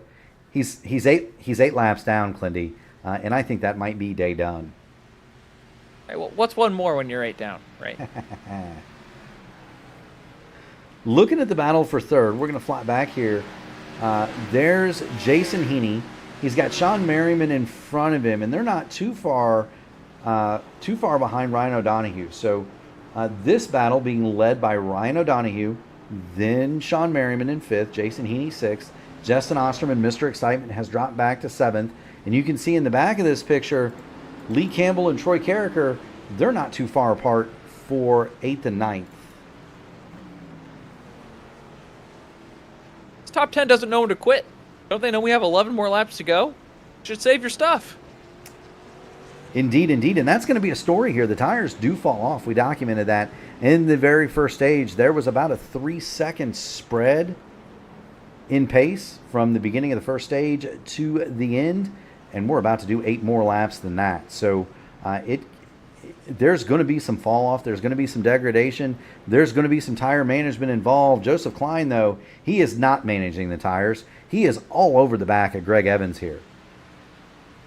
Yeah, I think Klein's strategy is get in front of that 2 car and then get as wide as possible. They've got very similar pace. They've been glued together the majority of this race. Just the 7 car has not been able to put himself in front of the 2. Well, I've learned 2 things about watching Greg Evans this season. The first is that getting past the deuce is probably not the easiest thing you'll do. The other thing is that he is not going to make mistakes. The beginning of this race notwithstanding, Greg Evans doesn't make many of those. There is a reason that man has won 3 in a row and 3 in a row, and 5 of the last 7 here in the AMA Blackmagic Studios Grand National Series. Solid second today. I don't know if anybody's got anything for Logan Edwards. Time is going to tell whether the tires on that 86 hold up, but it's an interesting study how consistent Greg Evans actually is. We're going to watch this battle one more time because Joseph Klein, if he's got any tires left at the end of this baby, Clindy, that's going to be a small miracle. Yeah, Joseph's either going to win this race or end up at the back of the top 10 with the way he's using these bad boys. Yes, he is. And we've noted earlier, I think what's happening with the brakes is that Greg Evans has a lot more front brake bias in the car than Joseph Klein. Just look at how tail happy Klein is, especially on entry. That's how you know that he's got that rear brake bias really dialed in. Yes, he does. Gosh, that speed shot is absolutely fantastic. Going through the kink. Gotta love it. Back to Greg Evans and Joseph Klein. They've got a car off. That's the lap machine. That's a lap machine. I believe that might be Michael Kirk, and he's just pulled over to allow the leaders through. No, it's not Kirk. Might be Ted Craven, pulled over to just let the leaders go through. Let's see if Joseph Klein's going to take a shot up the inside here at Le Mans, outbrake himself. He does not. He does not do so. But he's going to have another crack at a brake zone here at the end of this. Here at the end of NASCAR 3 and 4, Clindy. I think what Klein needs to start to do is prioritize the exit of these long straightaway corners. So turn 6 in Le Mans. And even here, the front stretch chicane, it seems like Evans does a really good job of beating Klein out of the corners and then down the straights. And Klein is sticking with by hard charging and then being compromised or caught up with the draft. You see here, Klein is falling behind Evans just because his exit was so poor. Yeah, but then you go down in the corner and Klein is 10 miles an hour faster to the apex. He's just not able to really get off the corner. Meanwhile, these two have started, now that they're not fighting as close, Greg Evans has started to reel Logan Edwards back in. They were essentially identical the last time through, but Greg Evans has chopped it down to a 1.5 seconds for that top spot. So do kind of keep an eye on that. Do also want to point out that Sean Merriman and Justin Osterman are about ready to do battle one more time. This is 6th and 7th. These two have been attached via magnet, string, rope, however you want to say it. But they're gonna fight it out for 6th and 7th. And Troy Carricker, give him his due. He's been in the top 10 all day. He's got Lee Campbell in front of him. Campbell got punted off early. He's had a nice recovery, but Carricker, he's got a firm grasp on that 9th spot. They're 7.5 seconds ahead of John Hutchins in 10th. You call it good points day. You've been in the top 10, you scored some stage points, and you've secured your position. All you really have to do now is log some laps and bring it home. Very true. Going to go back to Merriman and Osterman. Best battle on the racing surface. Although Greg Evans, just a note, he's got that lead under a second. It wouldn't surprise me to see Greg Evans in contact with the old narc brain here within the next 2 or 3 laps. It's down to 0.3 seconds. No, he's there now, Murph. He beat him out of Le Mans so badly. Yeah, he's gonna have a chance here. They've dumped Joseph Klein. Defensive line by Edwards through the chicane. Greg Evans not able to pull back up on him. That's going to open the door for Joseph Klein to close the gap. And Ryan O'Donoghue is sitting in 4th thinking, man, if these guys could just run over each other, I could sneak my first AMA win. Edwards goes really wide into turn 1. Evans takes a neater, closer line, but Edwards comes out with a good run and starts to pull away. Yes, he does. And this is going to fluctuate lap over lap. Greg Evans smokes the right front getting into the International Horseshoe. We're going to see this lap after lap, though, Clindy, of guys who are just, you make a mistake, especially coming out of the Le Mans chicane or the NASCAR chicane, turn 6. You make a mistake on exit on one of those corners, and the guy behind you is going to close right up. Logan Edwards defended going into the NASCAR chicane. Greg Evans made his own mistake a few corners later, and we're right back to where we were 2 laps ago, Clindy. It's a second advantage for Logan Edwards. A little bit of deja vu here. Indeed. We're going to come back this next time by. We're going to come back and get 8 laps to go. We've got 9 to go now. It's going to flip to 8 when Edwards crosses the line. Greg Evans is second, followed by Joseph Klein, Ryan O'Donoghue, and Jason Heaney. Sean Merriman and Justin Osterman continue to do battle. David Dunwoody is off the course. He just lost several positions, and we'll see what happened to David Dunwoody here. Through the kink, and it just steps out on him, Clindy. He never had control.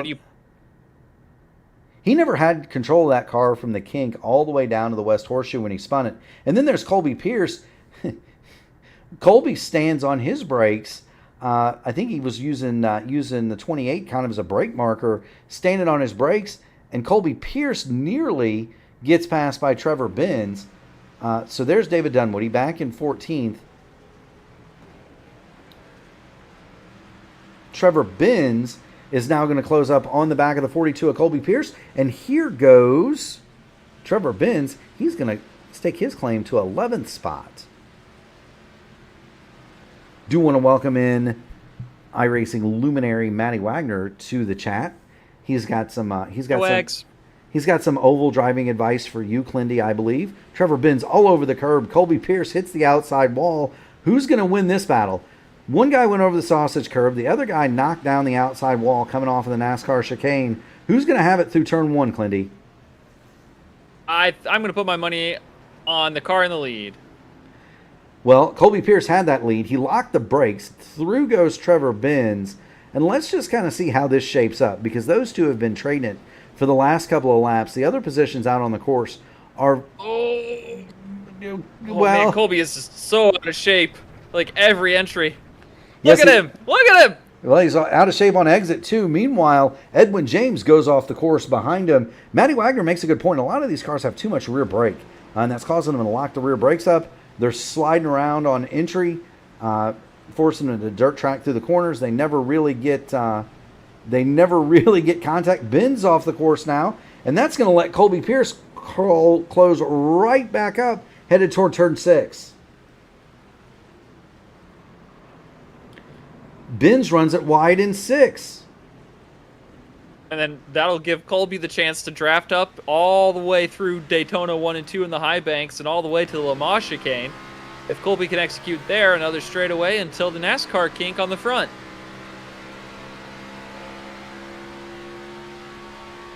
Yes, See indeed. how hard the 42...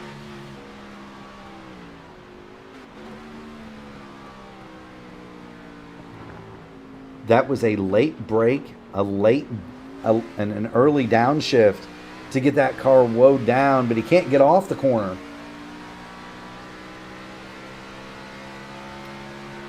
I think at this point, Trevor Benz is going to start to walk away. Yes, he is. He's now just about a second ahead of Colby Pierce. I'm going to tell you, Clindy, this battle at the top isn't done. Logan Edwards has pulled back out. He must have heard us, because Evans got close, and then he laid in 2 or 3 laps that were just immaculate. Pulled back out to a 2.5-second lead. Greg Evans is now second, but he has got a mirror full of Joseph Klein. These two have been at it for this entire final stage. Not only is it for the final 2 steps on the podium, but these are big points. These are 2 of the guys. Ooh, Merriman has gotten into Osterman in the West Horseshoe. They both gather back up. Sorry, Murph. No, that's okay. We'll go back and watch it. Here comes Merriman. He is in hot. There's the hit to the right rear of Osterman. Excuse me. But Osterman's able to save it. Gets off the corner. Clindy, we race on. That's just good, hard, clean racing. I don't care if they made contact. That's clean racing. That's race in. Notice there's no G on the back of that race, fans. No G. No G, exactly. No G. That's racing. Meanwhile, we're watching Joseph Klein and Greg Evans. They are after each other. The dispute here is over second place. Logan Edwards comfortably 2 and a bit seconds in front. I kind of tend to agree with Wags' comment in the chat, by the way, Clindy. I am not that much of a fan of this layout either. I think the chicane kind of robs us of a passing zone down in turn 1. It still is, but it isn't nearly as big as it would be if that chicane wasn't there before the pit entry.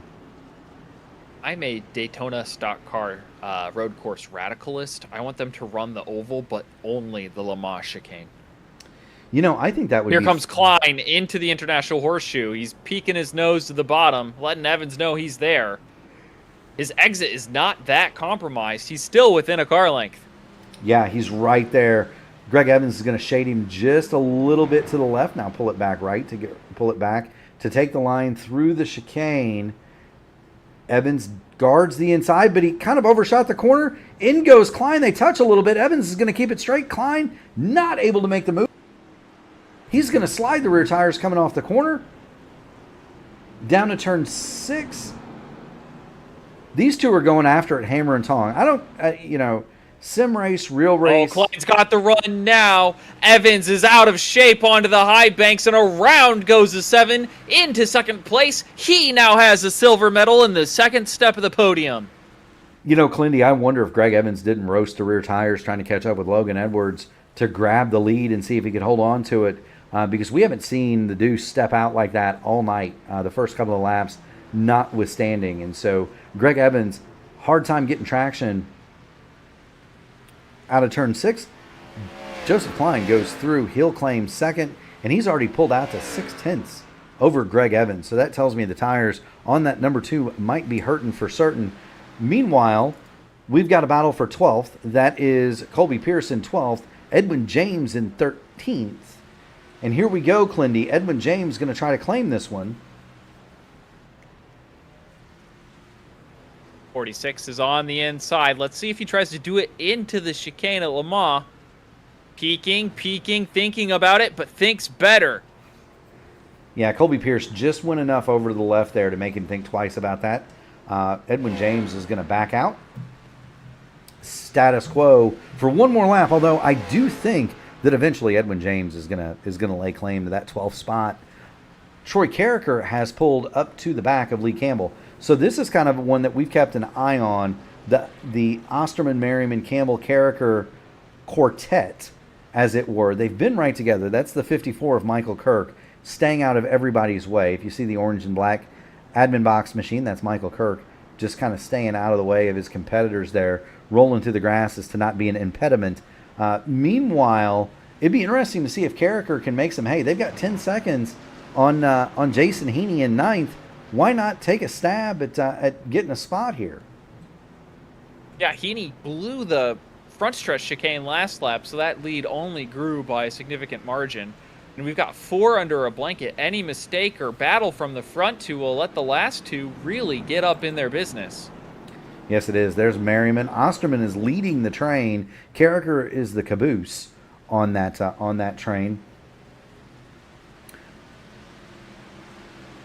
This will be interesting to see if any of these guys change spots. They've been right together pretty much anywhere from half a second to a second apart for most of this run. Merriman looks like he might be thinking about how to set up. Evans got by Klein. Yes, he did. Let's see if we can't find that. It was turn 6 this lap. Yeah, so here it is. Klein just a little bit too late on the brakes. Gets out in the marbles, can't get the power down. Greg Evans on the racing line. Put Greg Evans back to second. And just like happened with Joseph Klein, he pulled out a large advantage pretty quick. That cost Joseph Klein. Issues for Logan Edwards. He and Brian Sharp came together in Le Mans.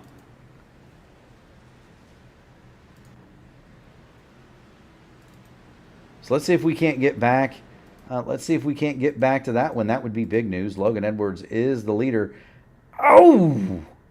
Brian Sharp he's trying to get out of the way. Car's out of shape. Logan Edwards gives him the boot. We will not George of the Jungle for that one. Brian Sharp gets spun off. He's the only car one lap down. He is he has firm possession of 18th place. Edwards is your leader by that much. We need to get back to the battle for second because Joseph Klein cooled the tires off and he's pulled right back up on the rear deck lid of the Deuce.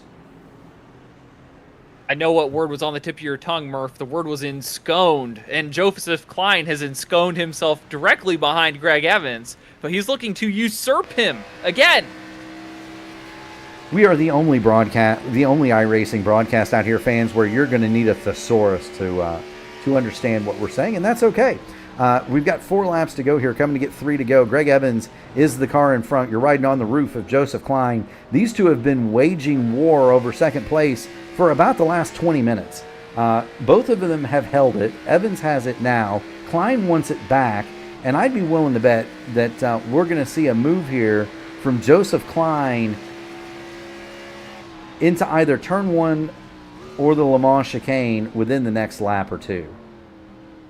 Maddie Wagner has a great point from the chat. O'Donohue has been reeling this duo in from about 4.5 seconds back. He's now within 2.5. Yes, he is. There's the distance back to O'Donohue from the rear bumper of Joseph Klein. We'll get back on the roll bar, though, because the battle is out the front. Evans trying to get through turn 1, and I gotta believe the tires, especially the rears on the Deuce, are cooked. He just can't get the traction off the corner.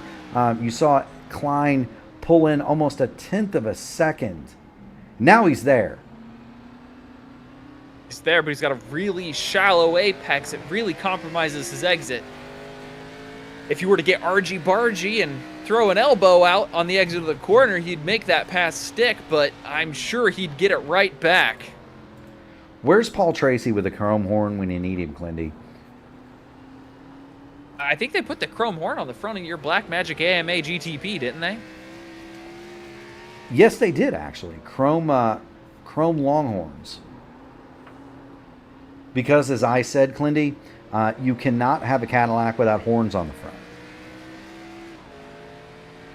Is that another... Oh, I know his name. Smokey the Bandit. Who's that actor? No, I know his name. That would be a reference to the Dukes of Hazzard and Boss Hogg. Oh, shucks.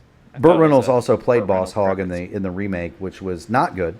But you can go watch the old classic Dukes of Hazzard episodes that were very good. Sorrel Bunsen played Boss Hogg, white Cadillac, horns on the front. My first GTP that I drove for Andy was pure white with horns on the front. That was fun. Meanwhile, I think Klein's going to dial up the inside here going into the NASCAR chicane. Things could get tight here. Oh, Evans locks up. Klein is there. Evans off in the wall hard. Klein in the wall hard. He's in the wall. Here comes O'Donoghue. He's going to pick up second. Yes, he will. We're going to get back and watch that again. Greg Evans hard into the outside wall. And we're going to watch this from multiple angles. Evans into the wall. Klein locks him up on entry. Klein locks him up second. Evans locked up two different corners first. Then Klein locks him. Evans over the curb. He loses momentum. Klein gets into the back of him. And then Klein, a victim of netcode, coming back across the track. Although that would have been contact anyway. We're going to go back and watch this from the inside of Greg Evans' automobile. Remember, this is half speed. Klein is going to continue in third. Evans has the meatball, though, and I think we're about to find out why, Clindy. I think it's terminal engine damage. Yes, it is. You see, he didn't quite make the corner. He gets on the sausage curb. He loses the momentum, can't get back in the gas, punt from the rear, and there's the tachometer at 0. Greg Evans has already punched out of the deuce. That's going to leave Logan Edwards all alone in the lead. Ryan O'Donoghue is second. He is 13 seconds in arrears. Joseph Klein, he's another 2 seconds behind that. We're going to come and get the white flag with the leader, Logan Edwards, and we'll follow him on his victory tour, Clindy. It has been nothing short of a dominant performance for Logan Edwards here tonight in the Blackmagic Studios AMA Grand National Series. Give Logan his due, whether it's turning left on the ovals, right on the roads, with 4 fenders or none. This dude knows how to get it done and go fast regardless of circumstances. Yes, he does. There's the white flag for Logan Edwards. He's got one more lap to go. The oval here, 2.5 miles. The road course layout is 3.5. 3.5. It's 3.57 if you want to be exact about it. The chicane on the front, well, that adds about a tenth of a mile. Feet. Yeah, it adds about 500 feet to the lap. Matty Wagner in the chat says Logan Edwards owes him a refreshment. I think everybody owes Matty Wagner a refreshment at this point. We do want to thank everybody who has taken in the Blackmagic Studios AMA Grand National Series round from the Daytona road course. We are working the final lap. This is your leader, Logan Edwards. He's through turn 6. Be careful. Don't spin it out over there on the last lap. Ryan O'Donoghue, he's 11 seconds back, but you don't quite have time to spin it out, Logan. You wait until after you cross the start-finish line to do donuts. That is true. Here he comes. Logan Edwards down the back straight. Not an aggressive line at all. Early on the brakes. I think he's fried the tires, Clindy. That car is out of shape every time he touches the brakes. A lot of drivers are having that particular set of predicaments right now. Yes, they are. Don't worry, Wagner. We'll take care of you in September when we get to the Sim Gaming Expo. Here's Logan Edwards. He's through NASCAR 3 and 4. He's going to have to use those brakes one more time going through the NASCAR chicane. There's the left. There's the right. There's the next left. Logan Edwards. He's going to come off the corner. He's going to do a little dirt tracking. Logan Edwards is going to win the NASCAR or the AMA Blackmagic Studios round from the Daytona road course. Here comes Ryan O'Donoghue. He is going to come through in second. Joseph Klein, what could have been, is going to be third.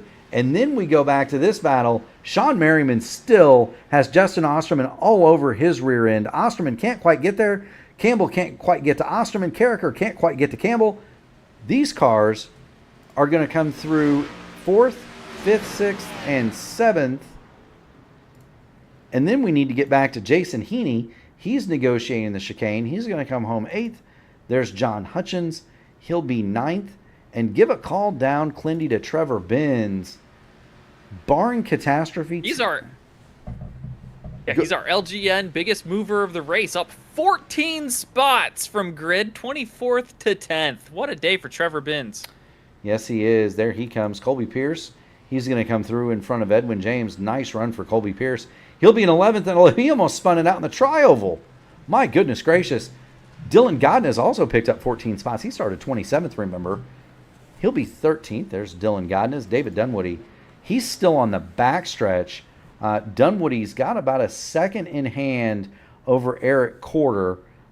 So we'll await them to come through. Here comes Andy Dunwoody. Oh, all out of shape through the chicane. He may lose this position with his slowdown. Yeah, Eric Corder. Here he comes. Corder made it through the chicane safely. He's going to go by Dunwoody. Dunwoody has to serve that before he gets to the line or he'll be black flagged. So move Corder to 14th, Dunwoody to 15th. Here comes Mark Owlett. He will soldier home in 16th position on the course. And I believe that is it. Brian Sharp is no longer running. Wasn't that fun, Clindy? That was like a barrel of monkeys. That was a ton of fun.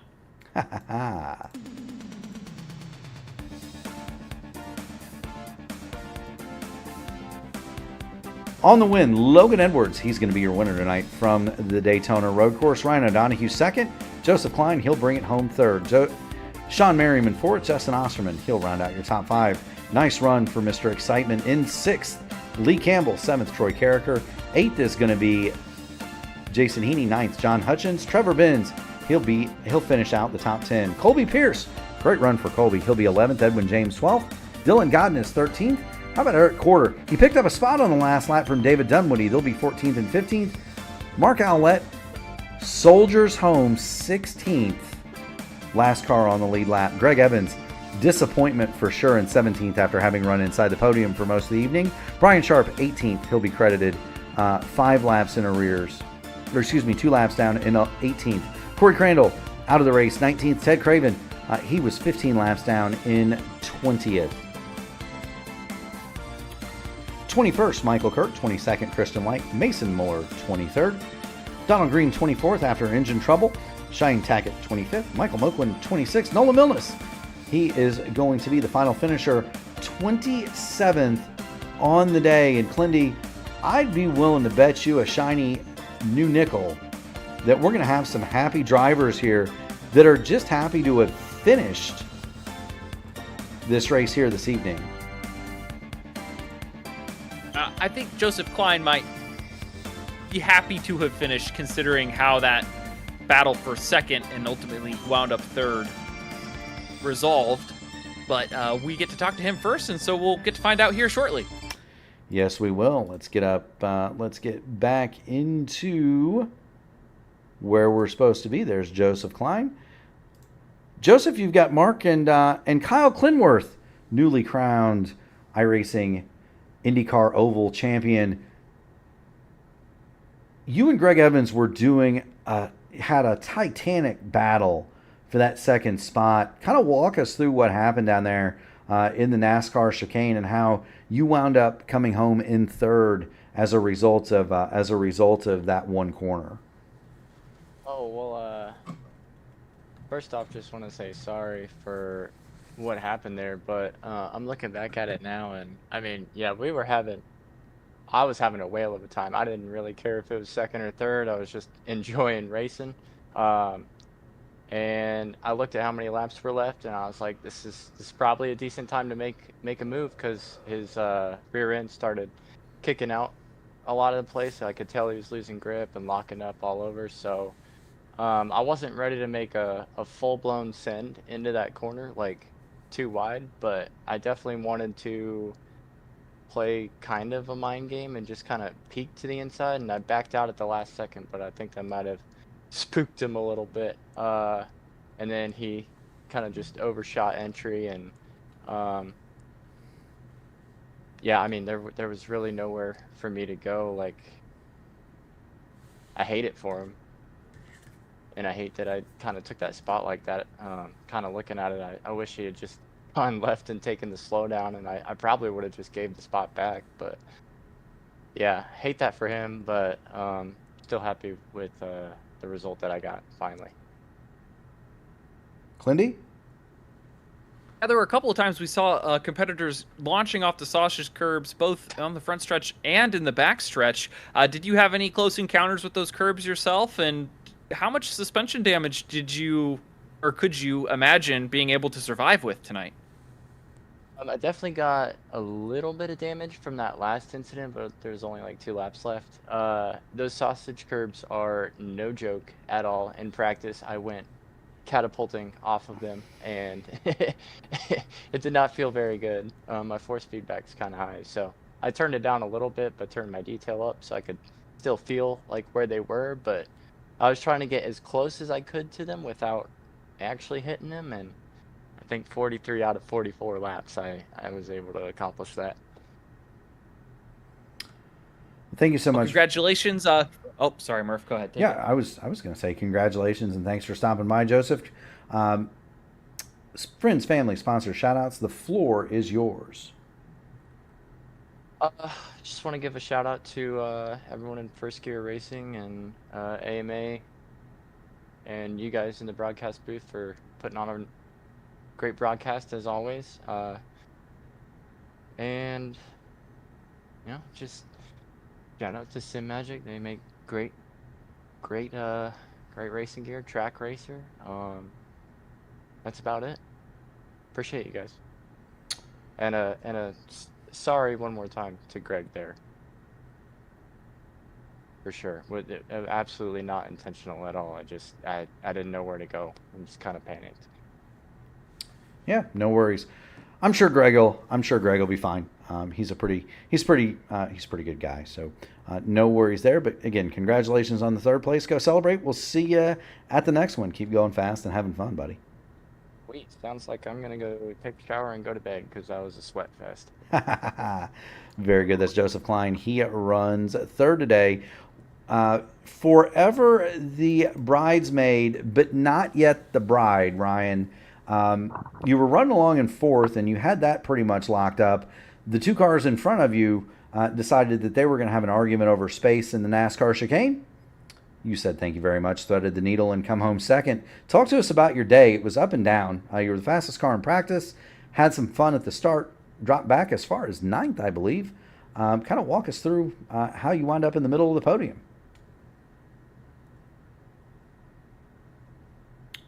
Ryan, you got a copy?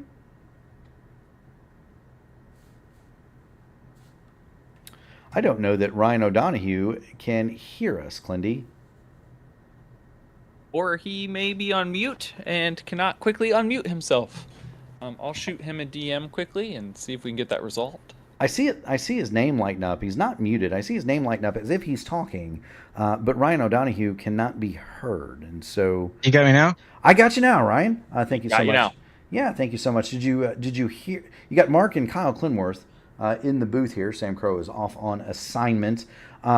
Did you hear me earlier? Yeah, I just had my headset button was my mic was off on my headset, but I heard you. Yeah, I mean, What's up, Clendy? Yeah, no, it was gosh, that was a long race. Shoulders a little sore. Got 1.5 arms here going, but yeah. So I mean, early, I knew Logan was gonna be quick. Kind of just tried to find the spots where I was quicker, where he was quicker. Same thing as me and Kyle back in COTA. And then from there, I just made too many mistakes.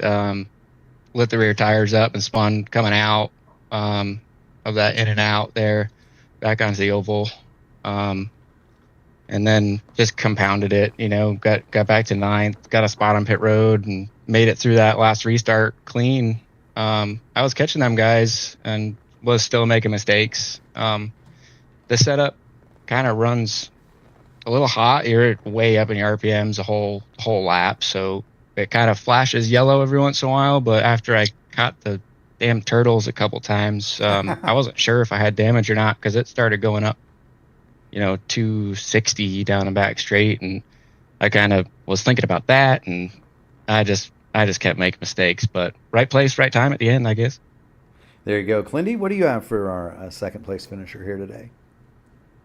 Yeah, we saw Kyle checking in the chat saying he needed to get his wheel all recalibrated with all of the changes to the sim this week. Have you had any issues with the new build of the sim in this Xfinity car, or anything this week that took you by surprise that you needed to get back up to speed on? No, I heard a lot of people saying that.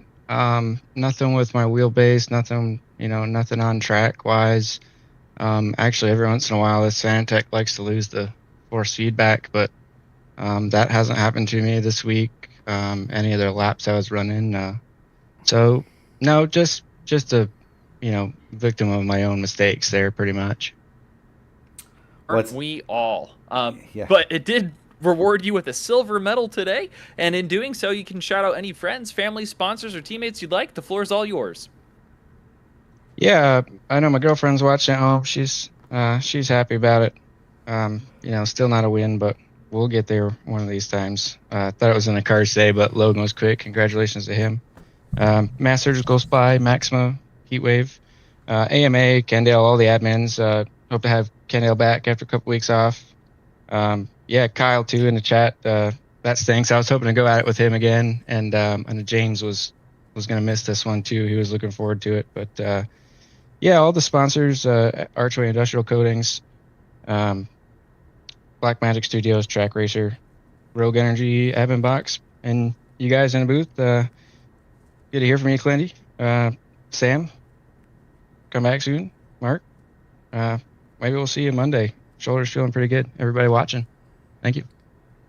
Thank you so much for dropping in, Ryan. That is the one-armed bandit, Ryan O'Donohue. He's going to bring it home second today, and we're going to get the winner. That's the old narc brain, Logan Edwards, to join us here in the booth. Logan, I don't know what else to say other than that was dominant. Well, yeah, I stuck to my technique, and it paid off. Actually, been a very, very long time since I've raced this car on a road course. It is among the sketchiest in the whole service. It's like this car in the dry is harder than in most cars in the wet. I can definitely understand that. We saw you here in the Indy cars on the Daytona road course. You finished on the podium there. You backed that up with a win here tonight in the AMA Black Magic Studios Grand National Series. Is there anything that transfers between the two? We see you running all sorts of different cars in the service. Is there anything that transfers between the two, or is this just completely a different beast? A little bit of braking, and obviously 4 wheels and an engine. There's always going to be some basic technique stuff that you grow amongst all, especially road course cars. But like I'm not even braking with the same foot in this car, so not a lot transfers over. There are some cars like the next gen and prototypes that are closer to the Indy car than this. This is closest thing to this, I think, is the Lotus 49. Now, that's not a comparison I've heard before, so very interesting. I'll make note of that. Mr. Clinworth. I don't have any questions for you, Logan, but I'm going to have to book coaching, man. I got to learn how to get better on these road courses, and if you can do it in something as heavy and as slow as this, and if it's as hard as you say it is, I really need to figure out and learn from the master, because you wired it today, man. Just congratulations. Thank you. Absolutely. That's Logan Edwards. He is tonight's winner at the Daytona Road Course. Logan, as always, friends, family, sponsors, shout-outs. The floor is yours, my man. You've earned it.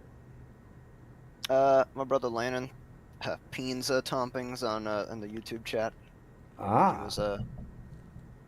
He was watching, cheering me on. P1 Broadcasting, as always. AMA for putting on these races, and that's all. Cool deal. Well, get out of here. Go celebrate your win, my man. You've definitely earned it. Thank you. Yes, sir.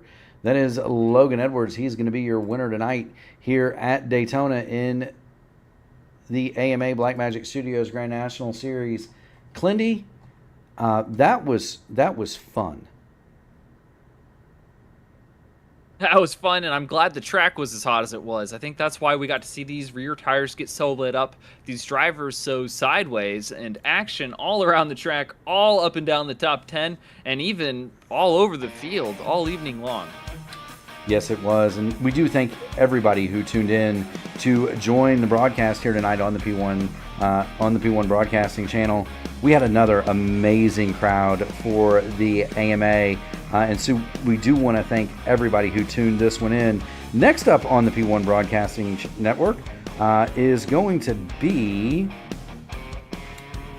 Oh boy, let me get the schedule out. Next up on the channel is going to be the iRacing IndyCar Series. That's going to be from Gateway. That's going to happen Saturday at 2 p.m.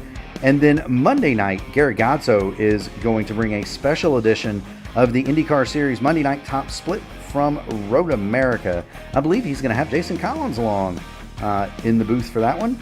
That's going to immediately be followed by the Sim Gaming Expo ISRA Open Wheel Series from Motegi at 9:35.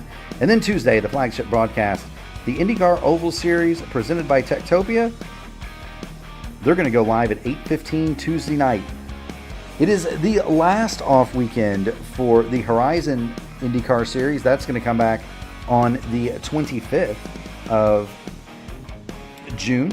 And so Ryan Eric King and I will be bringing that to you. Next week, the AMA Blackmagic Studios Grand National Series. That's going to be live from Pocono on Thursday night, 8:20 p.m.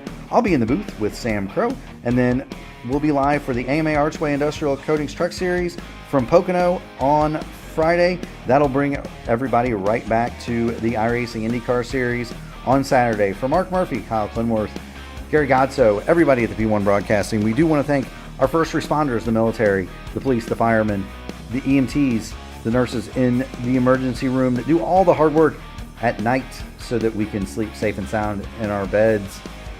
We do so very much. Thank you. Clindy, thanks for joining me, man. That was fun. Hey, man, I learned a valuable life lesson today, is that going as hard as you need to is all you need to do. Logan Edwards didn't outpace himself, and he led every lap today. So congratulations to Logan.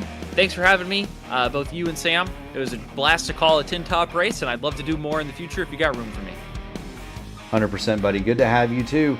Thank you so much, everybody. We'll see you again Saturday at 2.